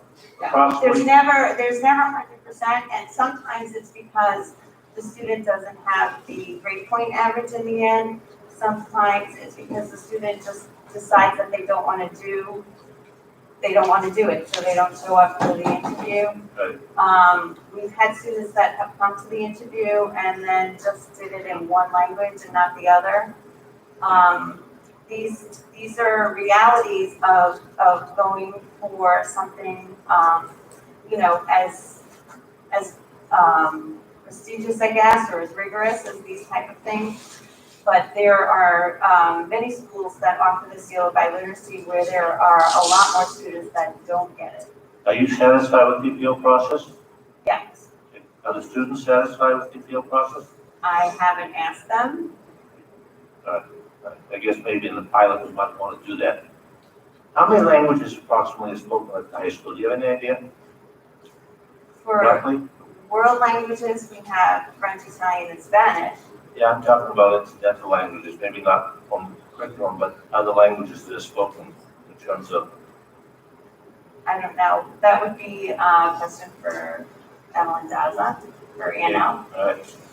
And is the bilingual seal only offered in the 3 languages? If a kid came in speaking a 4th language, if a kid came in who was somewhat proficient, let's say in Gaelic, would he be able to attend or to participate in the bilingual seal program? If we could have someone that could evaluate them, Right. yes, we would have to get someone from outside to come and evaluate. So it's primarily the three languages. Primarily, yeah. Okay. Thank you very much. You're welcome. Thank you again, students. It's not easy to stand up before this group and give the presentation, but you did a great job. Thank you very much. Thank you for coming. Okay, student organization announcements. Questions and comments from the public? Tonight's agenda only. Sir, please come up. If you're new, the procedure is that you state your name and address. You have 3 minutes to speak to us. This was a question based on what was just described. Questions and comments from the public on tonight's agenda only. Sorry, you want to also name that. Address, please. Name and address, please. Yeah. Larry Guy, 280 East Solid Street. Thank you. Long Beach, New York, 15661. Good job, guys. All right. How do I turn this on? This one? There we go. So this is a topic that's particularly meaningful to me, not only because I'm trying to become more civically adept and responsible, but also because multilingualism has been a great fascination of mine. So I should up here. I was relieved and inspired to find that a lot of my questions were addressed by some of you guys, and on the heels of what you guys described, I'd like to understand a little bit further. Mr. Pinto asked how we're measuring what the applications of this look like. And your response was something along the lines of, well, we oversee it. And my question is, what does it look like when this is starting to be, what does this look like when this is gotten after and applied, other than, well, we created the seal and we saw how they did and then we gave them the seal? What does it look like beyond just, well, they got the seal? Well, before you answer, the procedure is you direct the questions here. So sorry. And we redirect them. So if you have any other questions to ask, we'd ask you to ask them all at once, and then we'll try our best to sort them through and give them to the appropriate person to answer. Perfect, thank you. That was number one. The second one is, what programs or partnerships for work or volunteer placement is there, or are there, outside of just the opportunities they have to fundraise within the school and the curriculum? The second, or the third rather, is what is a reflection of inclusion and equity? What does that actually look like? How do we know that the seal is working? And the last one is, do you believe it might be valuable to consider them starting earlier, like Ms. Pace described, so that they not only have multiple attempts if something does go wrong, but also so that if it is going perfectly well, that there's more opportunity for growth and enrichment for those who are having those issues. I think I can take most of those, and if I get anything wrong, you'll correct me. So in terms of oversight, it isn't just about oversight. There is an established criteria that the state establishes that we have to meet. And I think what Ms. Pugliero meant was that each category, students have to satisfy a requirement in that category, and that the team, the staff, oversees the completion of those categories. But there's specific tests, there's specific criteria, and I think she referenced that.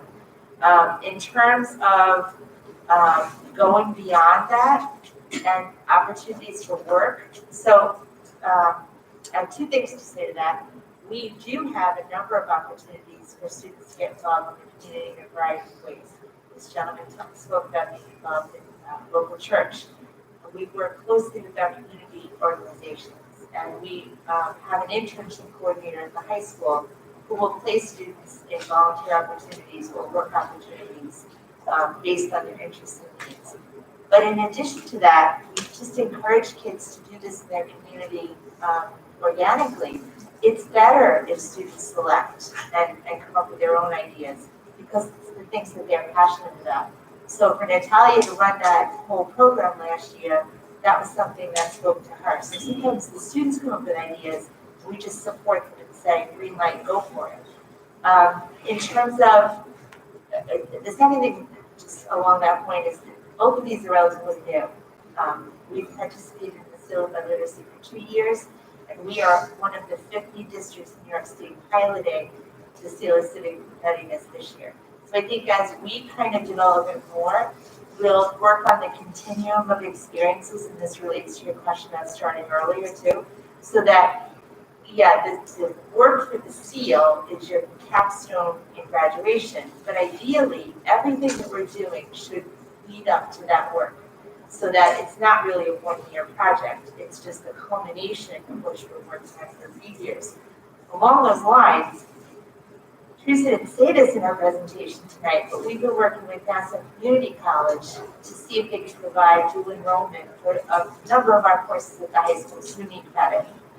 When we met with their world language department, they were so impressed with the level of language learning that they may actually offer college credit for our grades 9 through 12 classes at the high school. Because what we're doing here is beyond what they do in a community college introductory language program. So I think we already are doing it earlier, we just haven't maybe codified what that looks like. And then your last question, I think, was on how do we guarantee inclusion and equity? You know, for us, that means looking at who participates. Is it open to children with special needs? Is there a fairly equal representation by gender? Are students of different ability levels participating? Are students of different ethnic groups and backgrounds participating? And if not, what are the barriers there? You know, are students working and can't participate? So it's just looking at what obstacles might be there to give anyone the opportunity who wants to complete this. Thank you. Thank you, sir. Thank you. Anybody else?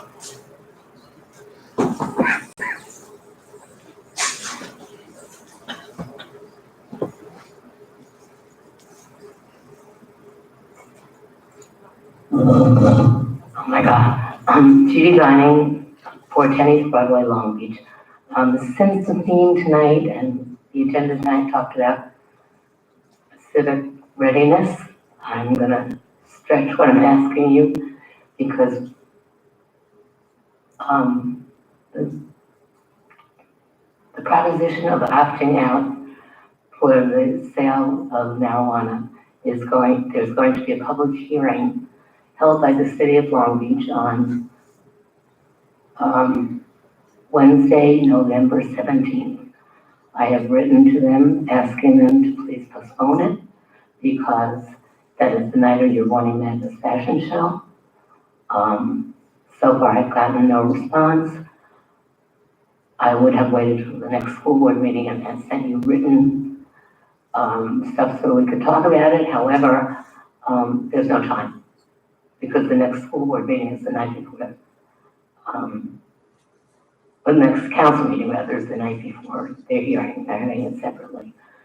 So I would urge you as a board to consider, please, and as a school district, to ask the city council to opt out of the sales and consumption of marijuana in the city of Long Beach. Opting out is a one-time option.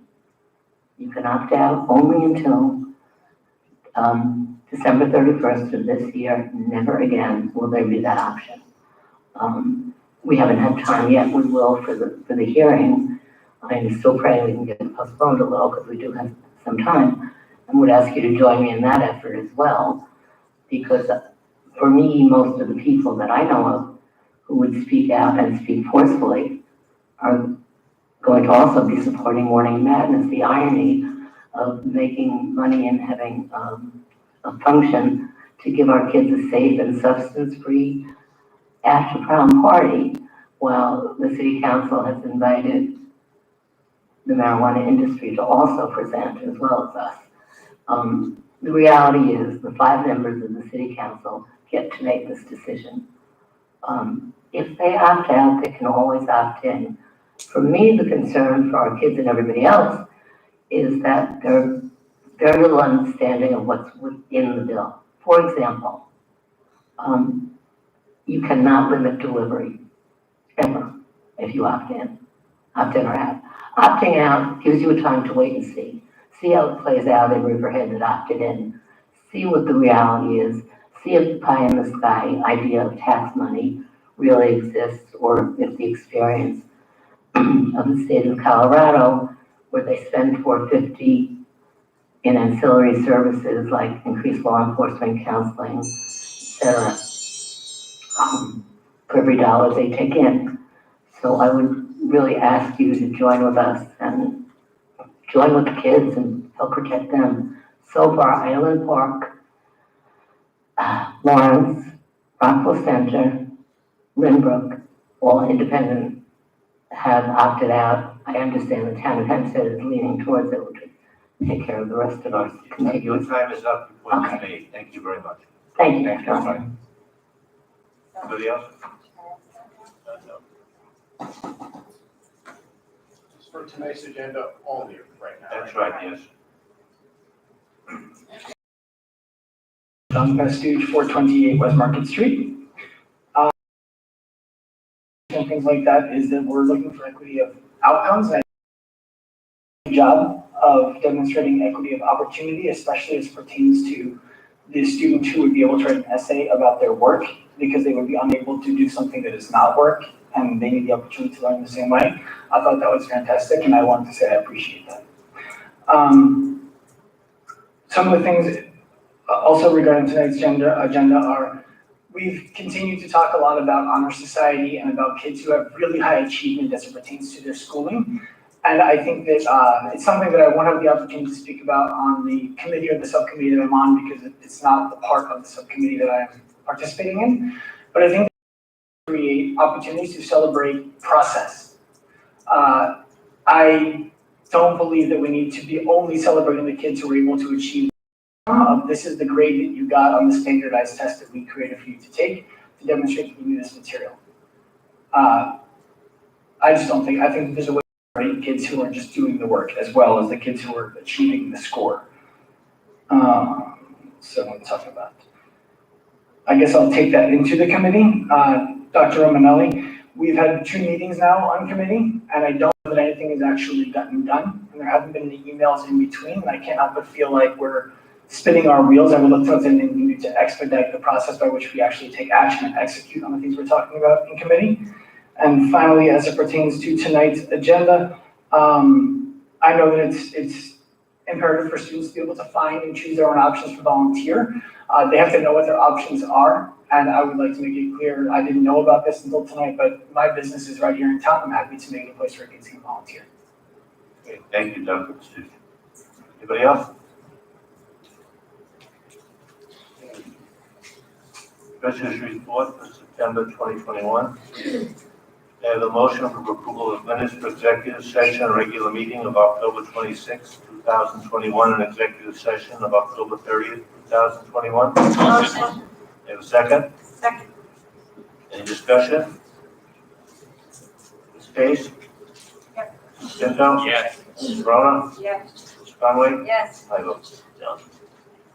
Presentation to superintendent. I'd like to ask the board to consider item 1, certificated personnel. I have a motion. Motion. I have a second. Second. Any discussion? I just want to thank Dr. Natali concerning pay and her advocacy for increasing the salary for subs. It's getting more and more difficult to get substitute teachers in for our kids. So I appreciate your advocacy, and the board saw fit to increase that stipend for substitute teachers. So hopefully we'll be able to attract more teachers here. Some teachers who won't be able to, for whatever reason, teach their class. So thank you, Dr. Natali. Any other discussion? Okay, vote, personnel, Ms. Pace? Yes. Pinto? Yes. Ms. Corona? Yes. Ms. Conway? Yes. And I vote yes. Item 2, non-certificated personnel. I'll make the motion. Can I have a second? Second. Any discussion? Ms. Pinto? Excuse me, Ms. Pace? Yes. Pinto? Yes. Ms. Corona? Yes. Ms. Conway? Yes. And I vote yes. I'd ask the board to consider items 3 through 5 together. Motion. I have a second. Second. Any discussion? I just have one quick question. On number 3, now this is not the $1.4 million that Jill was talking about in the audit that you saved us last year. Is that right, Mr. Vito? This is another $1 million+ that you're saving us. Is that right? That's correct. This is Yeah, another good 1.4 million. We're gonna start calling you Mariano Rivera. You're making so Good many job, great bravo saves. to the business office. Okay, any other discussion? Okay. Item 3 through 5, Ms. Pace?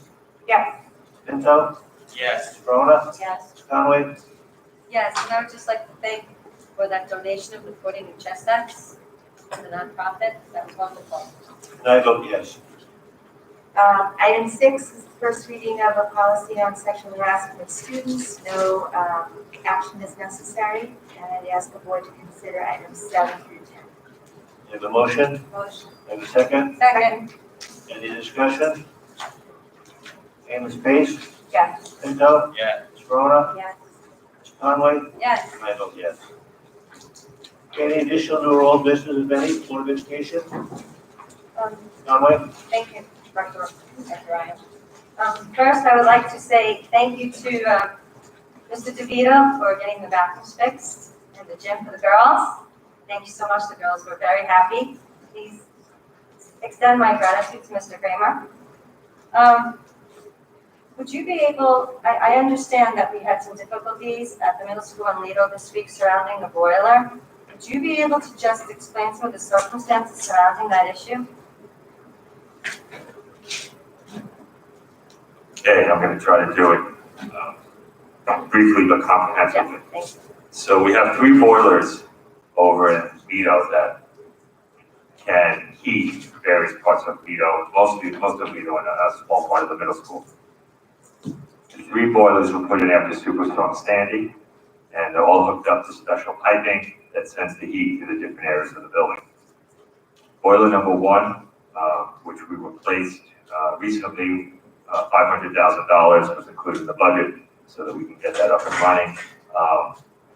We got it delivered, plenty of time before heating season because it failed a couple of years ago, and some supply chain issues have prevented it from getting up and running as we would have liked before heating season. But you'd think, okay, well, we have 2 other boilers, so we have redundancy for a reason. Boiler number 2 and 3 had some leaks over the past couple of years that have been addressed. Nothing major, nothing alarming, but there came in, there was a leak, or there was an issue, something with the burner, something with the boiler, and it was fixed. About 2 weeks ago, or maybe about 3 weeks ago, as they were doing some routine maintenance to get the boiler number 2 up and running, all of a sudden, a huge leak turned into something where the boiler wouldn't hold any water. At that point, couldn't get up and running. We were using boiler number 3. Boiler number 3 was fine last heating season. And what we did last year was we would alternate between 2 and 3, just as safeguards to make sure they were both working properly. Boiler number 3 on Thursday night into Friday morning had some sort of an malfunction to the degree that nobody really can explain. We've been going over it for the past couple of days to try to understand why it happened. It was something quite unusual. It actually burned through the boiler itself, through steel, which is pretty hard to imagine. And at that point, Friday morning, we did not have any boilers working. And it was something, as I've been debriefing with the facilities department, that it's really hard for them to even wrap their arms around this, in the sense that how boiler 2 and boiler 3, which were working fine last year, would both fail, like within a short period of time. I suggested to the team that they get a temporary boiler in, so that we can keep school up and running.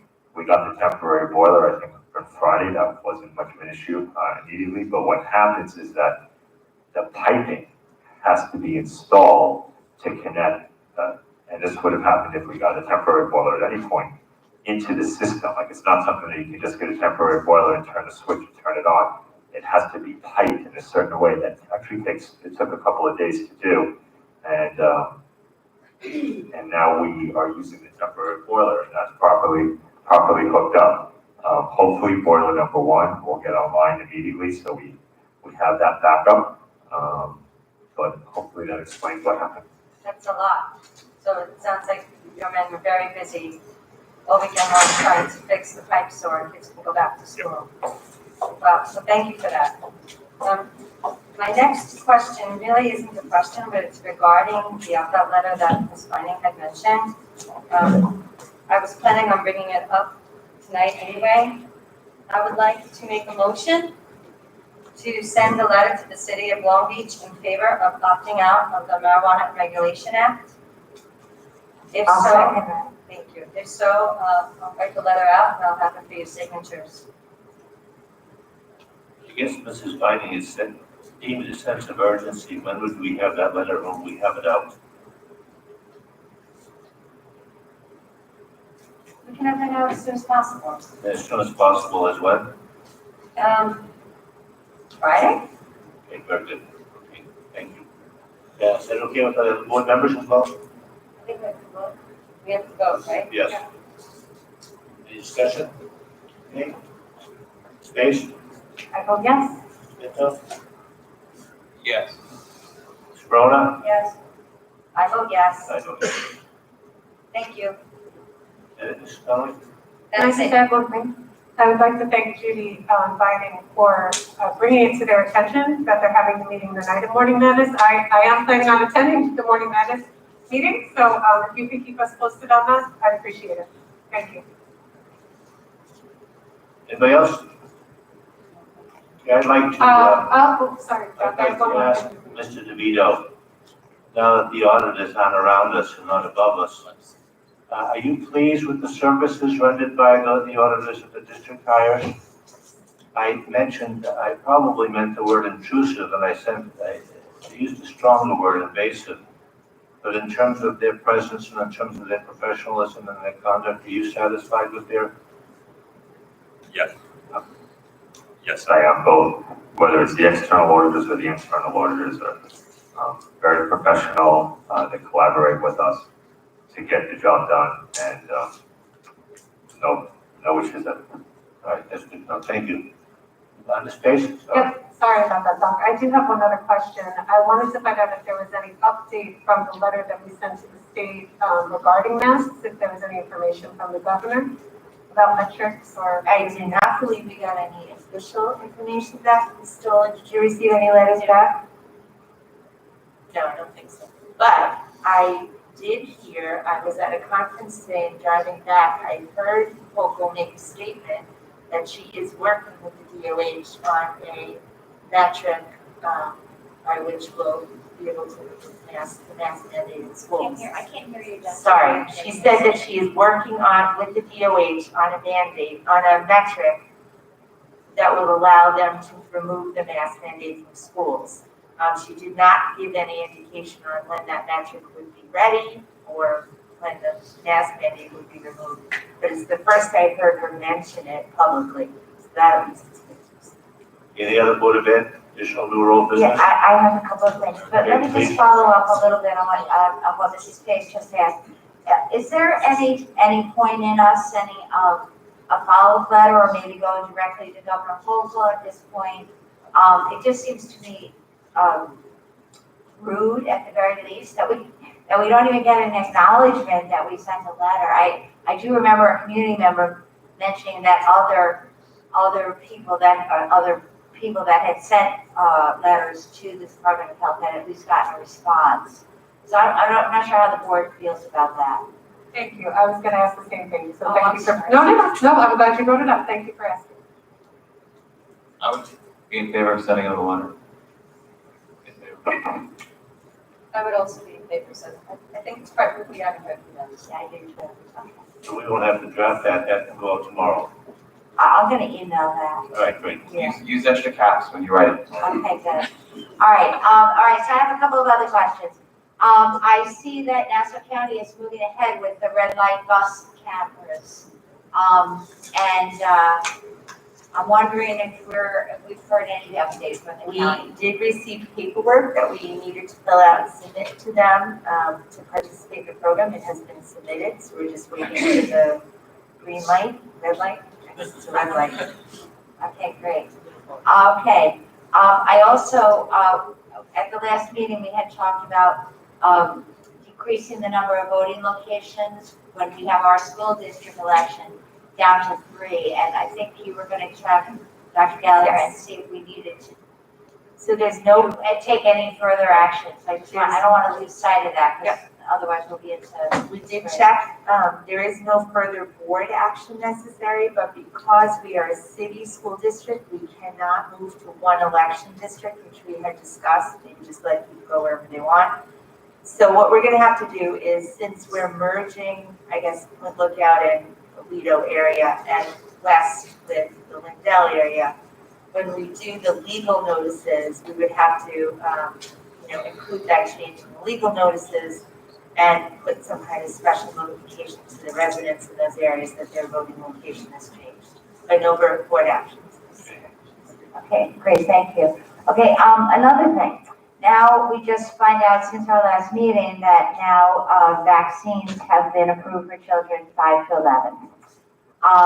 I know we have kind of seemed to have been dodging the issue of taking a position on that, but I think we really were taking it one step at a time. But I think we now as a board need to decide if we're gonna be taking a position on that, and if so, what position we're gonna be taking. I'll start. I'm absolutely opposed to a vaccine mandate for our kids. I think that even more so than an individual choice for a vaccine for each one of us, making that decision on behalf of our children is a very personal decision, a very difficult decision. So I would not want to see us supporting a vaccine mandate or even hosting a vaccine party for little kids on our school buildings or anything along those lines. So, and I think now is the time to act. I don't know, I haven't heard, I've heard in other states and in other cities that governors and mayors are going to require their 5 to 11-year-olds to be vaccinated. I haven't heard anything along those lines in New York State, but I think that we as a board, if we're going to act, we need to act now. So I guess I'll make a motion. Can I just share something? Of course. So I thought I shared this last time, but perhaps not. Every superintendent in the state received a survey from the governor about 3 weeks ago, asking, number one, would we be willing to host vaccines in our school buildings? And number two, would we be willing to support a, let's get everybody vaccinated campaign for children? And I answered no on both. The fact that they're asking those questions suggests to me that they do not intend to move forward with a mandate. I don't know whether you have to ask those questions if they were. However, I certainly support the board's decision, and I said this publicly before, I agree with you, and if you'd like to make that part of the letter that we sent to government officials, I think that's great. I would like to thank you. Well, Ms. could I just make a motion now? Yeah, go ahead. So I make a motion, I guess at this point, our only option is to write a letter, but I make a motion that we send a letter that be signed by all trustees in support and the superintendent, if she so chooses,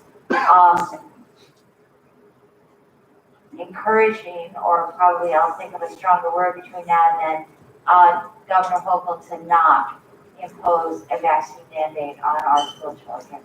And that we're not interested in posting. And that we're not interested, Yes. right? We're not interested in posting any type, I second, but definitely not interested in posting any type of vaccination materials at our schools. Okay, we have Thank you for bringing it we up. have a motion, we have a second, any discussion? No discussion. My only question to you, Mrs. Vernon, do you intend to put that as an addendum to your letter to the governor that's going out tomorrow morning? No, I'm gonna make it a separate letter. I'm sending an email to her and to Commissioner Zucker, as you may know, is on his way out. He'll be gone. He probably is using vacation days. He's gone for the month of November, but the new person doesn't start, I think it's December 1st. So, we'll take care of that. But no, this will be its own separate letter, which, like last time, I'm gonna ask everybody to come in and sign so that we can send it out. Okay, we have a motion. I Ms. made a Pace, Yes. Mrs. Pinto, Yes. Mrs. Verona, Yes. Mr. Conway, Yes. I vote yes. Anybody else? No? Okay.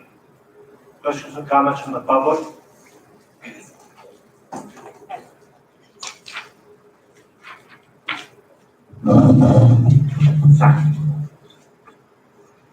Heather Locasio, 636 East Park. So I'm speaking today regarding OSS out-of-school suspension. According to the education law provided to me by the New York State Department of Education, Section 3214, secondary school students shall receive a minimum of 10 hours of instruction per week with a minimum of 2 hours of instruction per day.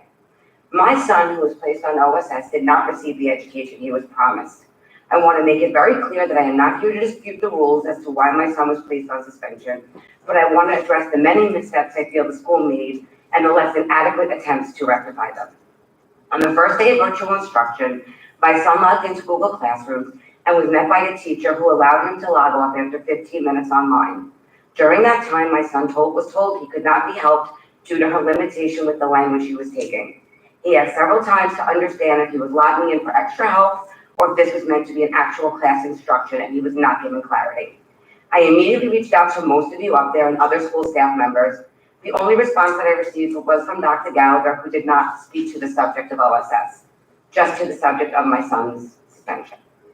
Over the remainder of the suspension period, my son was not provided with any math because school was closed on math day. There was also makeup for Italian, but even then the class was cut short by 1 hour. For something that is meant to be mandatory, it is a failure on the part of those involved to tell my son to log off early 2 out of 5 days. When I shared my concerns, I was told that my son would have to make up the time after school. So on top of missing 5 days of school, not getting adequate instruction, the school is putting the onus on him to catch up on his own time or skip a lunch break in order to make up his work. His first day back to school, he was expected to take a math test for work he was unprepared for. I had to speak to the vice principal, who reached out to his math teacher in order to give him extra time to prepare. I have spoken with numerous staff members at the high school, and I've asked them all how 5 days of no instruction help a student, and I was told by all that it doesn't. I understand that my son had to take responsibility for his actions, but this should not come at a cost of his education. He did the best he could by logging into Google Classrooms, reaching out to his teachers, trying to keep up, but this is no substitute for actual learning. It is punishing the student twice. I'm here asking you as a district to reevaluate how OSS works. There has to be a better solution than just sending kids home. Maybe take into consideration first-time offenses that would allow a student to stay in school, but also be obligated to pay for the mistake they made. I'm sure there are programs like community service that could be provided, or even in-school suspension detention. I spoke with Judy Vining about Teen Intervene, which is provided through Long Beach Aware. And while I know it does not apply to all offenses, maybe it needs to be looked at and extended for some. We should be taking into consideration those students that may not have the same resources or opportunities to handle out-of-school suspension. I am thankful that the system is in place, but I think it needs improvement, and I am asking you to take a look at this issue seriously and think of how it can be made better. Thank you. Thank you, Mr. Cascio. Anybody else?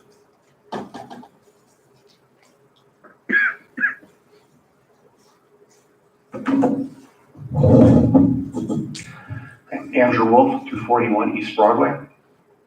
2 weeks ago, Governor Hochul said that vaccine mandates for school children were a possibility. And if COVID numbers for children were to get worse, she may have no choice but to implement the vaccine mandate. The problem with this is that the vaccine has not been sufficiently tested for safety. It has been approved under an emergency use authorization, which required only a cursory study on safety and effectiveness and risk-benefit analysis written by Pfizer. It did not go through the normal 10-year process of thorough clinical trials. It is an emergency use authorization in the absence of an actual public health emergency for children.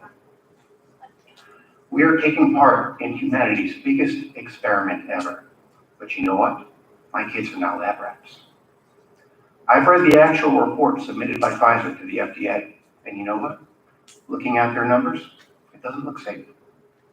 The main adverse effect that it focuses on is myocarditis. Pfizer's report shows that the vaccine recipients in the 16 to 19-year-old range fared the worst of any age group, with an almost 7 times normal incidence of myocarditis for females and a 15-time normal incidence of myocarditis for males. And the 16 to 19-year-old group was the youngest age group presented in that particular table with that data.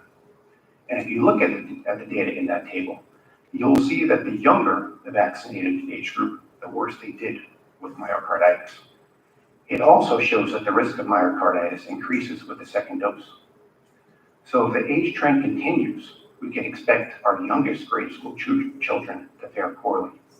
Also, since boosters will likely be a thing, if the trend continues with increased risk from additional doses, we can expect children who receive boosters to fare especially poorly. Remember, we're not talking about children getting the cold or flu or even COVID. We're talking about heart disease in otherwise healthy children caused by the vaccine. But what scares me most are the potential negative long-term effects of the vaccine, which are entirely unknown. Again, my children are not lab rats. Long Beach students are not lab rats. If and when the vaccine mandate comes, I hope you will fight back. I know you didn't sign up for this if you don't want to play the role of a health authority, but you could literally be the last line of defense to protect our children from government-imposed heart disease, death, and a life of unknown potential side effects. I applaud the board's motion tonight to oppose vaccine mandates for our children. I applaud it. Thank you very much. Please protect and defend our children. Thank you. Thank you, Mr. Wolf. Anybody else?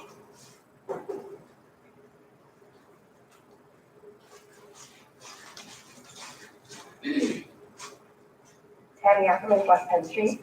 I'm inquiring to know if there's going to be a midterm week in January. As we know, the last 2 years took away most Readiness exam and all final exams during the week in June.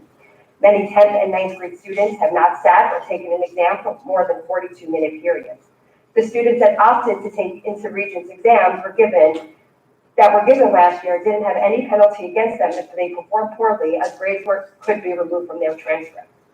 As we know, our students, as well as many other students nationwide due to the COVID-19 pandemic, are facing mental health issues. By reinstating the midterm testing week, students will be able to study their exams with 10 extra help. By reinstating this week, it would make for a lot of different mock practice tasks like they'll be experiencing in June. If a child like my own who has extended time, they have the potential for missing additional coursework from their class if they're not given during the testing week, therefore creating more stressors and anxiety than she already faces. In addition, I would like to speak tonight on behalf of other parents who have come to me with concerns regarding their conferences that took place last week on the phone. Multiple teachers were asked if work was not posted daily on the Google Classroom. Where would they go? And the teachers responded that it was being given on pen and paper. When the parent asked what happens if the child was absent, the teacher responded that on the second day of them being absent, they should reach out to their teacher for their classroom. One experience of a parent during a parent-teacher conference was the secondary subject. After an awkward introduction on the phone, the teacher responded, "Well, what do you want to know?" The parent expressed that the teacher was not prepared to discuss the specific child. And parents also reported a lot of background noises, hard to hear some of their teachers, dropped calls, and missed calls due to other conferences running late. In addition, I would like to speak about the bus issue. With the closing of Lido yesterday and the middle school, there should have been extra buses sent to the high school. Those kids are sitting 3 and 4 in a seat, and it's an extremely unsafe environment for those kids. Thank you. Thank you, Ms. Heflin. Anybody else?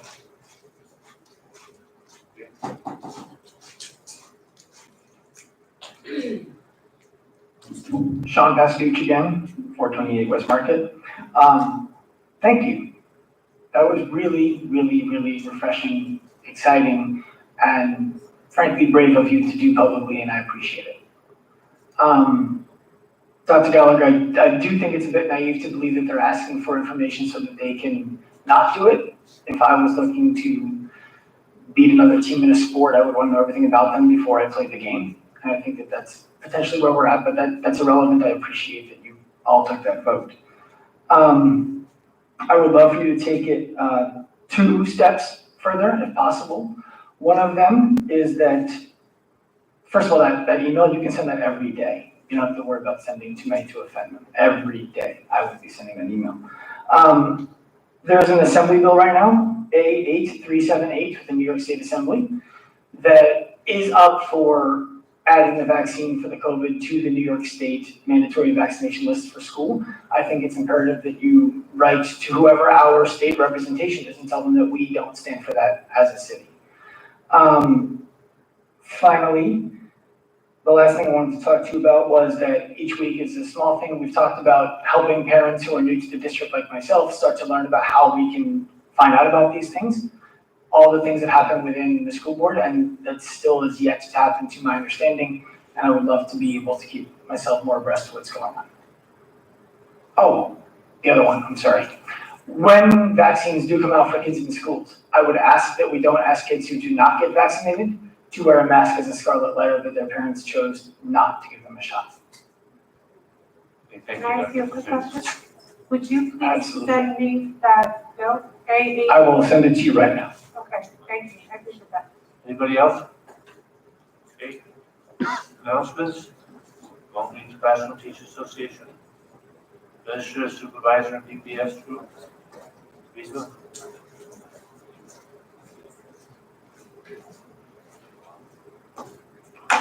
I'd like to thank Ms. Scudiero for her presentation this evening, dedication to the program and to the students, and also like to commend the students who are no longer here for being courageous and sharing their experience. Thank you. Thank you, Mr. Beesma. LBSEA, Long Beach School Employees Association, Group C. Parent Teacher Association. Zephyr.